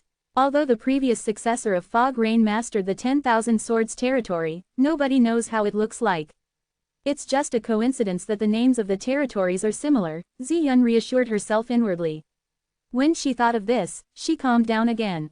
However, even if he's not the successor of Fog Rain, the first Absolute of the Seven Absolute sect, it's amazing that he possesses such high innate talent. He can't be much older than Tianwu, but he already possesses a strength that can defeat her. Ziyun's eyes gleamed as she thought about whether she could take Duan Lingtian as a disciple through her connection with Feng Tianwu. If she had both Feng Tianwu and Duan Lingtian as her disciples, she would not have any more regrets in her life. Feng Tianwu was going to succeed the legacy of the Blazing Phoenix progeny, so her achievements in the future could not be restrained by the Drift Blaze sect. As for Duan Lingtian, although his innate talent was also very high, not to mention he was more powerful than Tianwu, she did not think Duan Lingtian would be able to surpass Feng Tianwu in the future. The mental cultivation technique of the Blazing Phoenix progeny would be even more terrifying in the later stages. This was one of the reasons why she had so much confidence in Feng Tianwu. Due to this reason, she thought about taking Duan Lingtian as a disciple and nurturing him to be the next sect leader of Drift Blaze sect. What a pity, now that Lady Feng's territory is destroyed, the result is set now. Many people shook their heads and sighed. The eyes focused on Duan Lingtian turned complicated. Initially, they did not think Duan Lingtian was going to be a match for Feng Tianwu. However, the truth before their eyes had given them a good slap on their faces. Although there were some people who felt Feng Tianwu was being lenient, they did not say anything more after the saint stage powerhouses present on the scene said that Feng Tianwu had given it her all. After all, this was their own speculation. How could their speculations be more accurate than the judgment of the saint stage powerhouses? Other than territory, Lady Feng's giant beast phenomenon is very powerful as well, Hermf. If this Duan Lingtian didn't use his territory, he wouldn't have been able to defeat Lady Feng. That's too much, the territory is also Duan Lingtian's technique. Why can't he use it? Besides, he didn't forbid Lady Feng from using her territory at all. As it happened, his territory destroyed her territory. That's right, other than those martial and Dao cultivators below the Paramount Saint Rudiment stage, who else would rely on their true energy consolidated beast technique? You might as well say he's definitely not a match for Lady Feng if they're both at the Perfection Saint Rudiment stage. The group of people whispered to one another. Based on their words, they were certain Duan Lingtian was stronger than Feng Tianwu because his territory was just too heaven-defying. As for the other matter, they did not think Duan Lingtian could compete with Feng Tianwu. Duan Lingtian found it funny. Under the watchful eyes of the others, he withdrew his 10,000 swords territory. With just a thought, the 10,000 sword rays in within a 100-meter radius disappeared in just a blink of an eye. It shocked everyone, including Feng Tianwu. Duan Lingtian actually withdrew his territory. Many people's eyes were wide with disbelief. It seems like he heard us. That seems to be the case. What's he trying to do? Is he going to fight Lady Feng without using his territory? If that's the case, then he's just digging his own grave. The crowd discussed among one another. Their eyes when they looked at Duan Lingtian seemed as though they were looking at an idiot. They felt only an idiot would do something like that. The chance to win was right in front of him, and yet, he had discarded the advantage he had. This was just him looking for trouble. In the distant, the great young master of Situ clan, Situ Hang, and Situ Hu, the supreme elder of Situ clan, was also shocked by Duan Lingtian's territory. Although they knew Duan Lingtian was strong enough to enter the heaven ranking, they did not expect him to be so powerful to the point where he could destroy Feng Tianwu's territory in just a blink of an eye. Feng Tianwu was not an ordinary eminent saint stage powerhouse after all. Although her current ranking was only 23rd in the heaven ranking, everyone could see that she was powerful enough to enter the top 10 in the heaven ranking. However, she was still placed in a disadvantageous position by Duan Lingtian. It seemed as though the outcome was already set. Just when they thought Duan Lingtian would seize the opportunity to defeat her in a blow, he had surprised all of them. Earlier, they had also heard the murmurings from the crowd. They had felt it was all baseless gossip. A territory was part of one's strength. If one's territory was powerful, naturally, it also meant one was powerful. It did not cross their minds that Duan Lingtian would be concerned about the crowd's opinion to the extent that he actually withdrew his 10,000 swords territory. Big brother Duan, there's no need to continue this battle, Feng Tianwu told Duan Lingtian. Duan Lingtian was stunned when he heard her words before he finally nodded. The reason he had withdrawn his 10,000 swords territory was so he could see how powerful Tianwu's Firebird phenomenon was compared to his Divine Dragon phenomenon. Naturally, he was not bothered by the crowd's opinion. He was not someone who needed to listen to other people's opinion.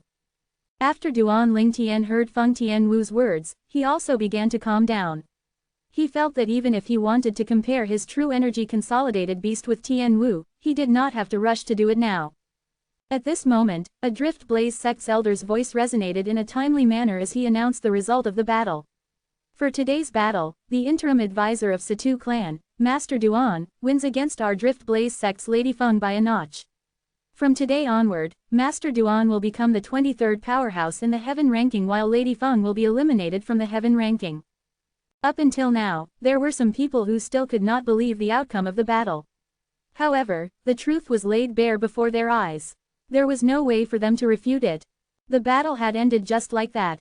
After it ended, the people from various sects who came to watch the show were overwhelmed with a complicated feeling. They had made a trip here because they wanted to see the ability of the interim advisor of Situ clan. Finally, they learned of his strength. It was not too bad if it was just about his strength. He was only at the imminent saint stage after all. He would not pose much of a threat to the other sects. However, their complicated feelings arose due to the relationship between Duan Lingtian and Feng Tianwu. In Windfall Nation, was there anyone who did not know about Lady Feng's position in Drift Blaze sect? To a certain extent, Lady Feng could completely represent her master, Ziyun, the sect leader of Drift Blaze sect. In other words, Lady Feng alone was qualified to represent the entire Drift Blaze sect. This meant that the relationship between Drift Blaze sect and the Situ clan would grow closer. In their opinion, this was not good. Since the battle had come to an end, people from the various sects began to leave after bidding farewell to the Ziyun, the sect leader of Drift Blaze sect. Even the Saint Stage powerhouse from Skyrex sect, Old Man Yin, also left, bringing Feng Hen, the young sect leader of Skyrex sect, with him. During their journey back, his face was so grim since he was feeling anxious. I can't believe he actually won, however, he must die no matter what. During the journey, Feng Hen kept repeating these words. Based on his words, it was obvious he hated Duan Lingtian to the core. If he doesn't die, I'll have trouble sleeping and eating. Finally, Old Man Yin could not help chiming in, young sect leader, if it's possible, please forget about the unpleasant encounter you had with the interim advisor of Situ clan. Why? When Feng Hen heard his words, his face turned grave immediately. He has injured me to this point, and you're telling me to forget about it? Impossible. Absolutely impossible. Young sect leader, I know you're eager to crush him. If you insist on going against him, please take into consideration that apart from the Situ clan supporting him, even Feng Tianwu won't stand idly at the side and watch. Old Man Yin smiled wryly. Feng Tianwu. Feng Hen frowned, he had never heard of this name before. Feng Tianwu is Lady Feng from the Drift Blaze sect. The old man sighed. Lady Feng, I want to go against that guy from Situ clan. What does it have to do with her? Moreover, that guy defeated her and took her place in the heaven ranking. I'm sure she hates him. How is it possible that she'll do anything for him? Although Feng Hen knew Duan Lingtian had won the battle today, he did not know about the details. The old man beside him did not have the time to properly fill him in on what had happened. There are some things you don't know, young sect leader, the old man sighed heavily before he told Feng Hen everything that had happened, including how Duan Lingtian and Feng Tianwu knew each other and might actually be lovers. That Duan Lingtian actually has such a relationship with Lady Feng from the Drift Blaze sect. After learning about this, Feng Hen's face turned extremely grim. Blue veins stood out on his temples, and his face turned even more ferocious. How can he have such a relationship with Lady Feng from the Drift Blaze sect? No, impossible, impossible, Feng Hen roared loudly in annoyance. Although he was conceited, he was not stupid. Other than the younger generation of the imperial family's disciples, if there was somebody else he did not dare to offend, it would be Lady Feng of Drift Blaze sect. In Windfall Nation, was there anyone who did not know Lady Feng was the heartstring of Ziyun, the sect leader of Drift Blaze sect? Due to Ziyun's strength, even the younger generation from the Windfall Nation's imperial family did not dare to act rashly in front of Lady Feng. Chapter 1597. Due to this reason, Feng Hen knew it was impossible for him to rely on Skyrex sect to get revenge after he learned about the relationship between Duan Lingtian and Feng Tianwu. Skyrex sect would not offend Feng Tianwu or the Drift Blaze sect. Even his father, the sect leader of Skyrex sect, would ask him to let this enmity go if he found out about this. Feng Hen finally understood why the old man next to him would ask him to let the matter go. However, his heart was still filled with hatred. Although he was unwilling, there was nothing he could do. In regards to strength, he was not a match for the man. In regards to background, it seemed like he had also lost to the man by a notch. It seemed as though that man had suppressed him in every way possible, like a gigantic mountain that pressed down on his head. He could not see any light at all, only darkness. Naturally, Duan Lingtian was unaware of Feng Hen's thoughts or how unresigned he felt. At this moment, because of Feng Tianwu, he had become the guest of honor of Drift Blaze sect. Even the two men from Situ clan had been reduced to being his escorts. Ever since the three of them arrived at the Drift Blaze sect, this was the first time the sect had prepared a feast to welcome them. Naturally, Situ Heng and Situ Hu knew this was due to Duan Lingtian. During the feast, Ziyun, the sect leader of Drift Blaze sect, sat at the host seat while Feng Tianwu sat to the right of her. Her eyes did not leave Duan Lingtian at all, and the smile on her face complemented her extremely beautiful face. It seemed as though her appearance could make everything in the surrounding turn dim. When Ziyun saw this, she sighed to herself. She could see her disciples' thoughts were completely focused on Duan Lingtian. Although she was her master, her position in her disciples' heart was probably far from being comparable to Duan Lingtian. There was nothing she could do at all even though she felt jealous. Perhaps, the saying, "a grown girl can't be kept at home," referred to this situation. Naturally, Ziyun knew it was not appropriate to use this saying to describe her disciple since they only met each other a few years back. Her disciple, on the hand, had known Duan Lingtian for a long time and had fallen for him since. During the feast, Situ Heng and Situ Hu each proposed a toast to Ziyun. For Feng Tianwu's sake, Ziyun did not reject them. It could be considered as her giving them a sign of respect. As time went by, Situ Heng and Situ Hu continued eating before they bade farewell to the others when they noticed the atmosphere had gotten quieter, leaving Duan Lingtian there. Both of them were not stupid. Naturally, they knew the atmosphere had gotten quieter because of them. Due to this reason, both of them decided to take their leave. The moment Situ Heng and Situ Hu left, Ziyun also ordered the attendants to leave. After that, only Duan Lingtian, Feng Tianwu, and Ziyun were left on the scene. Thank you sect leader Ziyun for your care toward Tianwu during these few years, Duan Lingtian expressed his gratitude toward Ziyun as he stood up. Tianwu's my disciple, it's a matter of course that I take care of her. On the other hand, who are you to thank me on her behalf? Ziyun asked indifferently as she studied Duan Lingtian curiously. When Duan Lingtian heard her words, he was momentarily stunned. The relationship between him and Tianwu. If he answered, friends, it was obvious they were more than that. If they were only friends, how could it be possible for them to lose their cool when they saw each other? If he answered that Tianwu was just like his sister, it did not seem appropriate either. If it was the version of him from before, he could truthfully say he only regarded Tianwu as his sister. However, since the incident when Tianwu had willingly sacrificed herself for him, his feelings toward Tianwu had undergone an earth-shattering change. It was just that he did not want to admit it. When he met her again several years later, he realized he could no longer suppress the feelings in his heart. Naturally, he did not plan to reveal his feelings now. If he had revealed his feelings now and got together with Tianwu, how should he face his two fiancés whose present whereabouts were still a mystery? Master. Although Feng Tianwu was a little disappointed when she saw how stunned Duan Lingtian was by her master's question, she still took the initiative to save him from the embarrassment. Girl, you're not even married yet, and you're already helping him so much. If you marry him, won't you be bullied by him then? It was a rare occurrence for Ziyun to crack a joke. This joke also caused Feng Tianwu's cheeks to flush. She felt so embarrassed as though she was a little girl waiting to get married. Alright, I won't mess with you anymore. Ziyun stopped smiling and shifted her attention to Duan Lingtian. She looked at him with a burning gaze before asking, Master Duan, the territory you cast earlier seems to be called the 10,000 Swords Territory. Sect leader, you're Tianwu's master. Naturally, you're my senior as well. The title, Master, is too burdensome, you can just address me by my name. Duan Lingtian smiled wryly.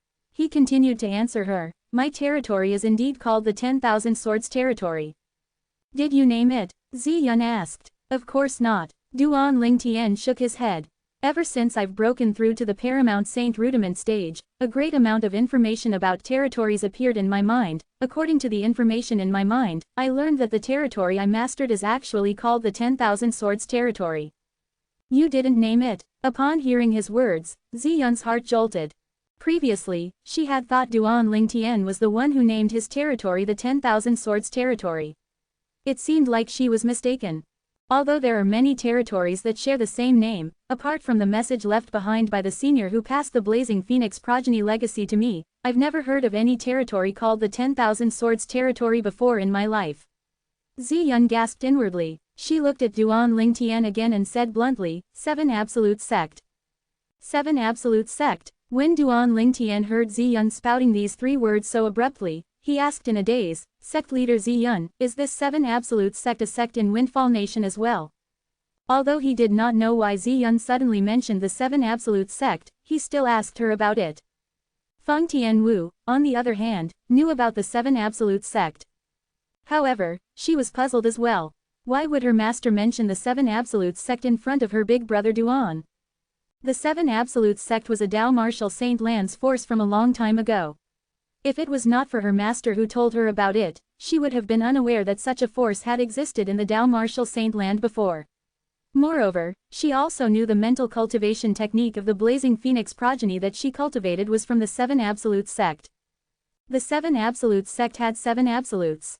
Blazing Phoenix was the fifth absolute of the seven absolute sect. When Ziyun heard Duan Lingtian's words, she asked in shock, "You don't know about the seven absolute sect?" If Duan Lingtian was the successor of Fog Rain, the first absolute of the seven absolute sect, he should have heard about the seven absolute sect. Chapter 1598. No, I don't. Duan Lingtian shook his head in response to Ziyun's question. This was his first time hearing of the seven absolute sect. Upon hearing this, Ziyun sighed inwardly. She realized she had been thinking too much. Indeed, how could there possibly be such a coincidence in this world? There's no doubt the first absolute of the seven absolute sect, Fog Rain, is the most mysterious one. It would be too miraculous if I've met him so easily. The moment she thought of this, she no longer asked any question. She felt there was no reason for her to do so anymore. Originally, she thought if Duan Lingtian was really the successor of Fog Rain, the first absolute of the seven absolute sect, his achievement in the future would definitely be even greater than her disciple, Feng Tianwu, judging by his current innate talent and strength. However, even after she discovered Duan Lingtian had no relationship with the seven absolute sect, her original thoughts persisted. She still felt Duan Lingtian would surpass Feng Tianwu in the future as well. Soon after, Ziyun asked Duan Lingtian without beating around the bush, "Are you interested in joining my sect and becoming my direct disciple?" Her words took Duan Lingtian and Feng Tianwu by surprise for a moment. With your innate talent and strength, your future will be great and limitless. If you're willing to become my direct disciple, you'll be the next sect leader of Drift Blaze sect, Ziyun promised Duan Lingtian as she looked at him. Ziyun would not make such a promise if it was another person. Due to Feng Tianwu, she trusted Duan Lingtian quite a bit. The man her disciple had fallen for would not be a devious man. There should not be any problem for him to be the successor of the sect leader of Drift Blaze sect. When Duan Lingtian heard Ziyun's words, he frowned and glanced at Feng Tianwu at the same time. You don't have to think too much.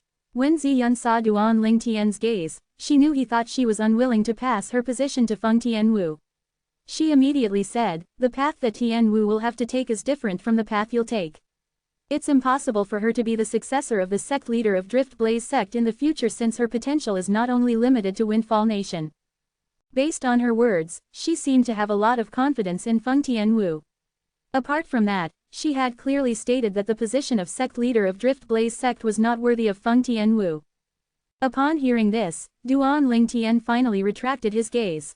"Thank you for your kind offer, sect leader Ziyun, but I already have a master," Duan Lingtian politely declined.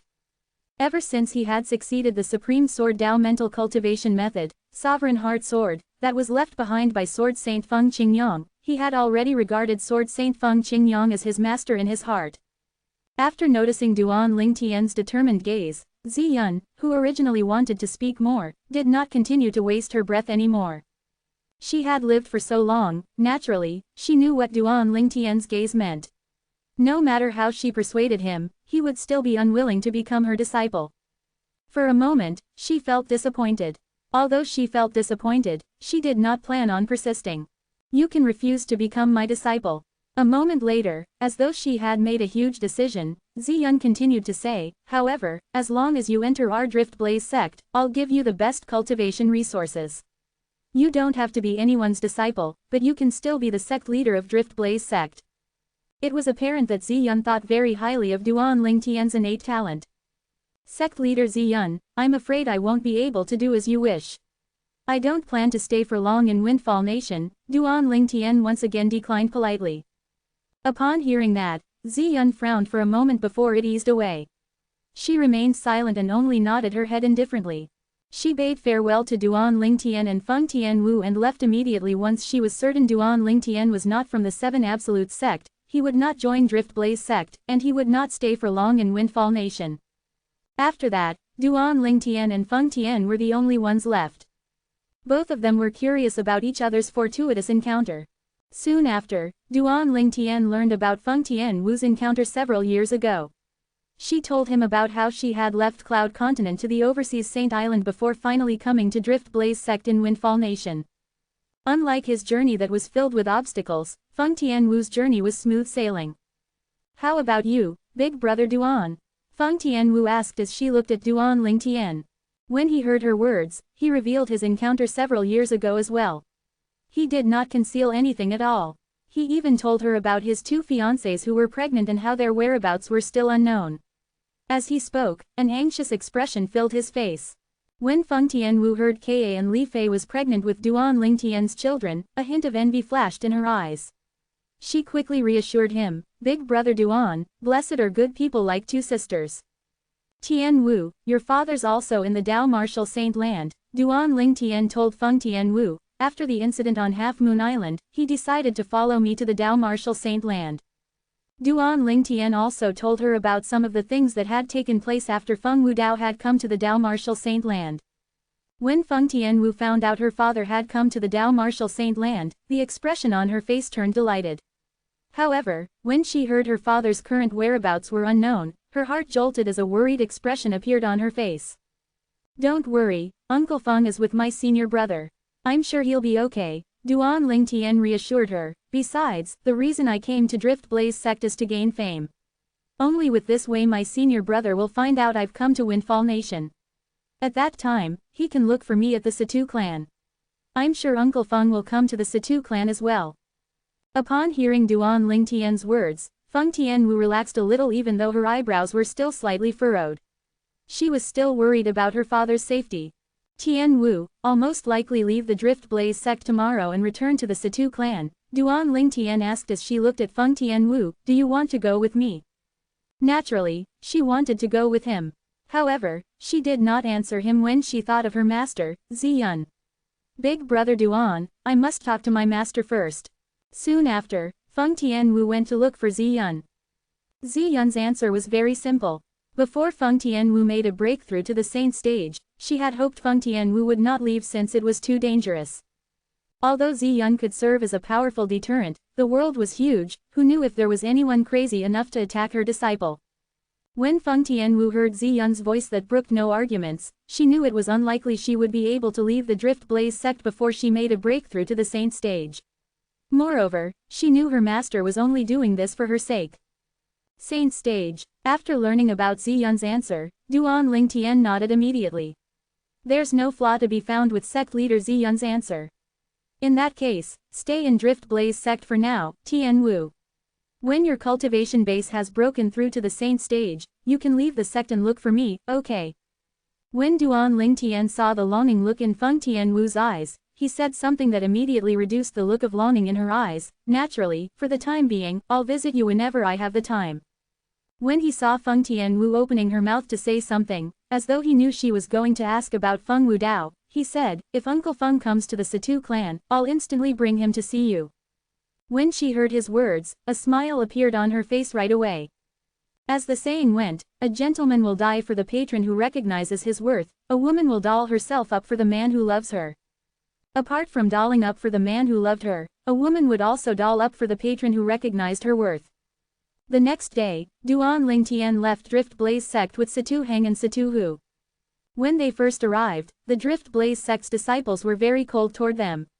However, when they left, the Drift Blaze sect's disciples did not dare to slack at all. Naturally, this was due to Feng Tianwu's presence. In the eyes of the Drift Blaze sect's disciples, Feng Tianwu was undoubtedly going to become the next sect leader of Drift Blaze sect. Nobody dared to risk offending her. "Tianwu, you can return now," Duan Lingtian said to Feng Tianwu with a smile. "Big brother Duan, I'll return once you leave," she replied. Duan Lingtian smiled wryly and no longer said anything as he turned around to leave with Situ Heng and Situ Hu. Soon after, his figure disappeared in the horizon before Feng Tianwu's eyes. Feng Tianwu only retracted her eyes that were filled with longing once his figure disappeared before she returned to the Drift Blaze sect. During the journey back, Situ Heng could not suppress his curiosity and asked, "Master Duan, what kind of relationship do you have with Lady Feng from Drift Blaze sect? I can see she treats you like a lover." Duan Lingtian only smiled in response to the question. This was because he did not know how to respond. At this moment, his feeling was very complicated too. He had originally accepted Feng Tianwu in his heart. However, when he recalled the whereabouts of his 2 fiancées were still unknown, he had no mood to think about the other matter at all. When Situ Heng realized Duan Lingtian was unwilling to speak about it, Situ Heng did not press the matter any further. He quickly changed the topic as he said, Master Duan, I don't think it'll take long for your name to spread to every corner of Windfall Nation now that you succeeded in defeating Lady Feng in just one blow. If your senior brother is in Windfall Nation, I'm sure he'll hear about what you've done.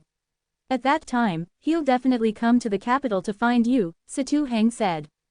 I hope so, Duan Lingtian nodded. He really hoped things would go as planned. When Duan Lingtian returned to the capital with Situ Heng and Situ Hu, Greenwave Han Mansion that was located far away also began to regain its tranquility. However, it was only tranquil on the surface.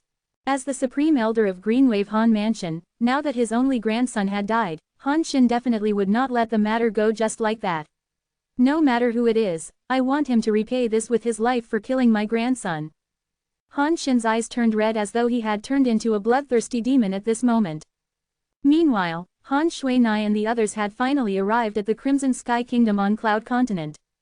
Soon after, they also found the clues Duan Lingtian left behind with his friends. Chapter 1599, Moon Illumination Sect. Soon after, Han Shuinai and the others learned about Duan Lingtian's whereabouts from the clues he left behind.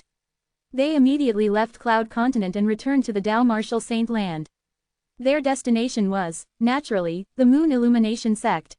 Currently, the people from Moon Illumination Sect finally discovered that something was amiss when they realized the few Saint Stage powerhouses and their sect leader had not made an appearance for a very long time.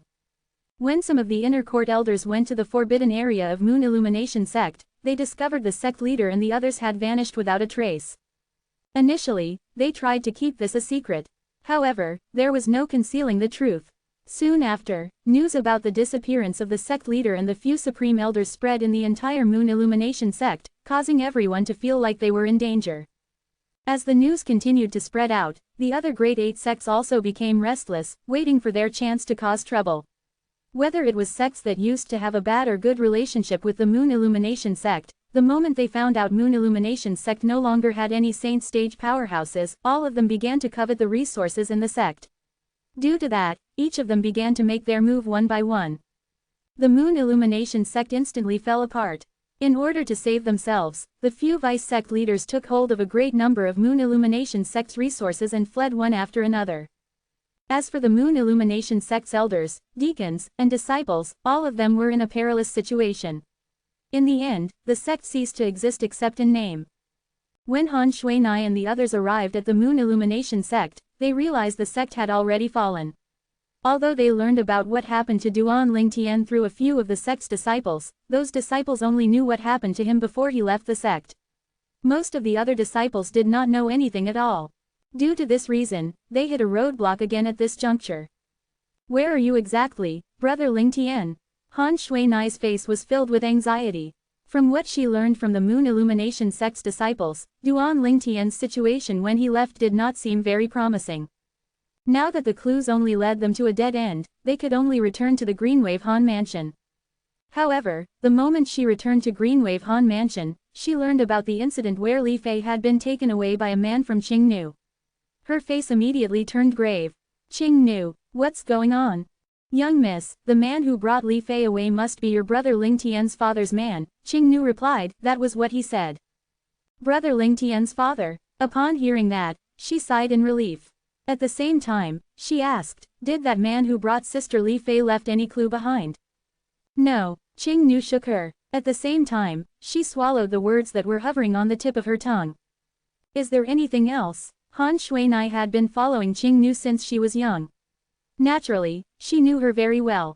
When she saw the expression on Qingnu's face, she saw through her immediately. Qingnu sighed as she recounted what had happened before Li Fei left. Han Jinyan had bad intention toward Li Fei, and at the critical moment, that powerhouse arrived and killed him before bringing Li Fei away, Qingnu said. Han Jinyan. Han Shuinai's face turned solemn when she found out Han Jinyan tried to harm Li Fei. A cold and murderous glint appeared in her beautiful autumn eyes. It was as though she would kill Han Jinyan immediately if he was standing in front of her. At this moment, even the eyes of Little Gold, Little Black, and Little White had turned red. They were all furious. Young miss, he's dead, Qingnu reminded her when she sensed Han Shuinai's killing intent. Good, Little Black growled. Little Gold and Little White nodded as an expression of satisfaction appeared on their faces. Keep this a secret. If Elder Han Xin finds out, I'm afraid he won't let the matter go. Qing Nu sighed. So what if he finds out? Han Shui snorted indifferently. Han Jinyan was in the wrong. It's a good thing he didn't accomplish his goal. Otherwise, how am I supposed to face Sister Li Fei and Brother Ling Tian? If Han Jinyan was here, I'll definitely kill him even if it would enrage Elder Han Xin. No matter what, Han Jinyan was dead. Due to this reason, Han Shui anger had also dissipated by half. What's more important right now is to find out who had taken Sister Fei away. I'm certain the powerhouse has to be extremely powerful to be able to bring Li Fei away without alerting anyone from Greenwave Han Mansion. It seems like Brother Ling Tian's father is an extraordinary person in the Dao Martial Saint Land. Although the person who brought Li Fei away had revealed his background, Han Shui still did not feel fully at ease, and she was desperate to find out Li Fei's whereabouts. However, it did not cross her mind that Li Fei would be at the Azure Cloud Mansion. The Azure Cloud Mansion was a quasi-third-rate force in the lower province of Dao Martial Saint Land and did not have many interactions with a fifth-rate force like the Greenwave Han Mansion. Due to this reason, no matter how hard Han Shui searched for Li Fei with the Greenwave Han Mansion's force, she still could not find her. At the distant Azure Cloud Mansion, Li Ru was extremely happy when Li Fei was brought back, especially when she saw the child in Li Fei's embrace. She was so excited that she could not stop smiling the entire day. I have a grandson, I have a grandson. She was in a state of excitement for the entire day. When she finally regained her senses, she asked Li Fei, "Fei, where's Ka?" "When I left Cloud Continent, I heard from Tian'er that you're with Ka." When Li Fei heard her words, she fell silent as tears brimmed in her beautiful eyes. What's wrong? Li Ru's heart jolted. She felt that something was wrong. Auntie Ru, just as Li Fei opened her mouth, Li Ru instantly interrupted her with an annoyed expression. "You've already given birth to my grandson, and you're still calling me Auntie Ru." Mother. After changing the way she addressed Li Ru, Li Fei could no longer hold back her tears. They began to stream down her face. Soon after, Li Ru learned about everything that had happened from Li Fei. Naturally, everything she knew was what she had learned from Duan Rufeng. This included how Duan Ling Tian's whereabouts were still unknown and how Ka had been taken away by a woman who claimed to be her twin sister. After hearing these, Li Ru's body swayed for a moment as colors drained from her face. Does your father know about these as well? Yes. Li Fei nodded. Upon hearing that, Li Ru instantly returned the child in her embrace to Li Fei and went to look for Duan Rufeng. "Ruer, you found out about everything." When Duan Rufeng saw Li Ru looking for him with a pale face, he could already guess what had happened. At the same time, he sighed inwardly. "I know what you want to say. I've already sent out my men to search for Tian'er. As for Ka, since she's taken away by someone from the fire worship sect, I'm completely powerless. Everything will have to depend on her own luck." When Duan Rufeng reached the end of his sentence, his face had a helpless expression. Depend on her own luck. Li Ru's body trembled. With tearful eyes, she asked in a trembling voice, "You mean, I can only leave the lives of her and the child in her belly to God?" Li Ru was on the verge of breaking down.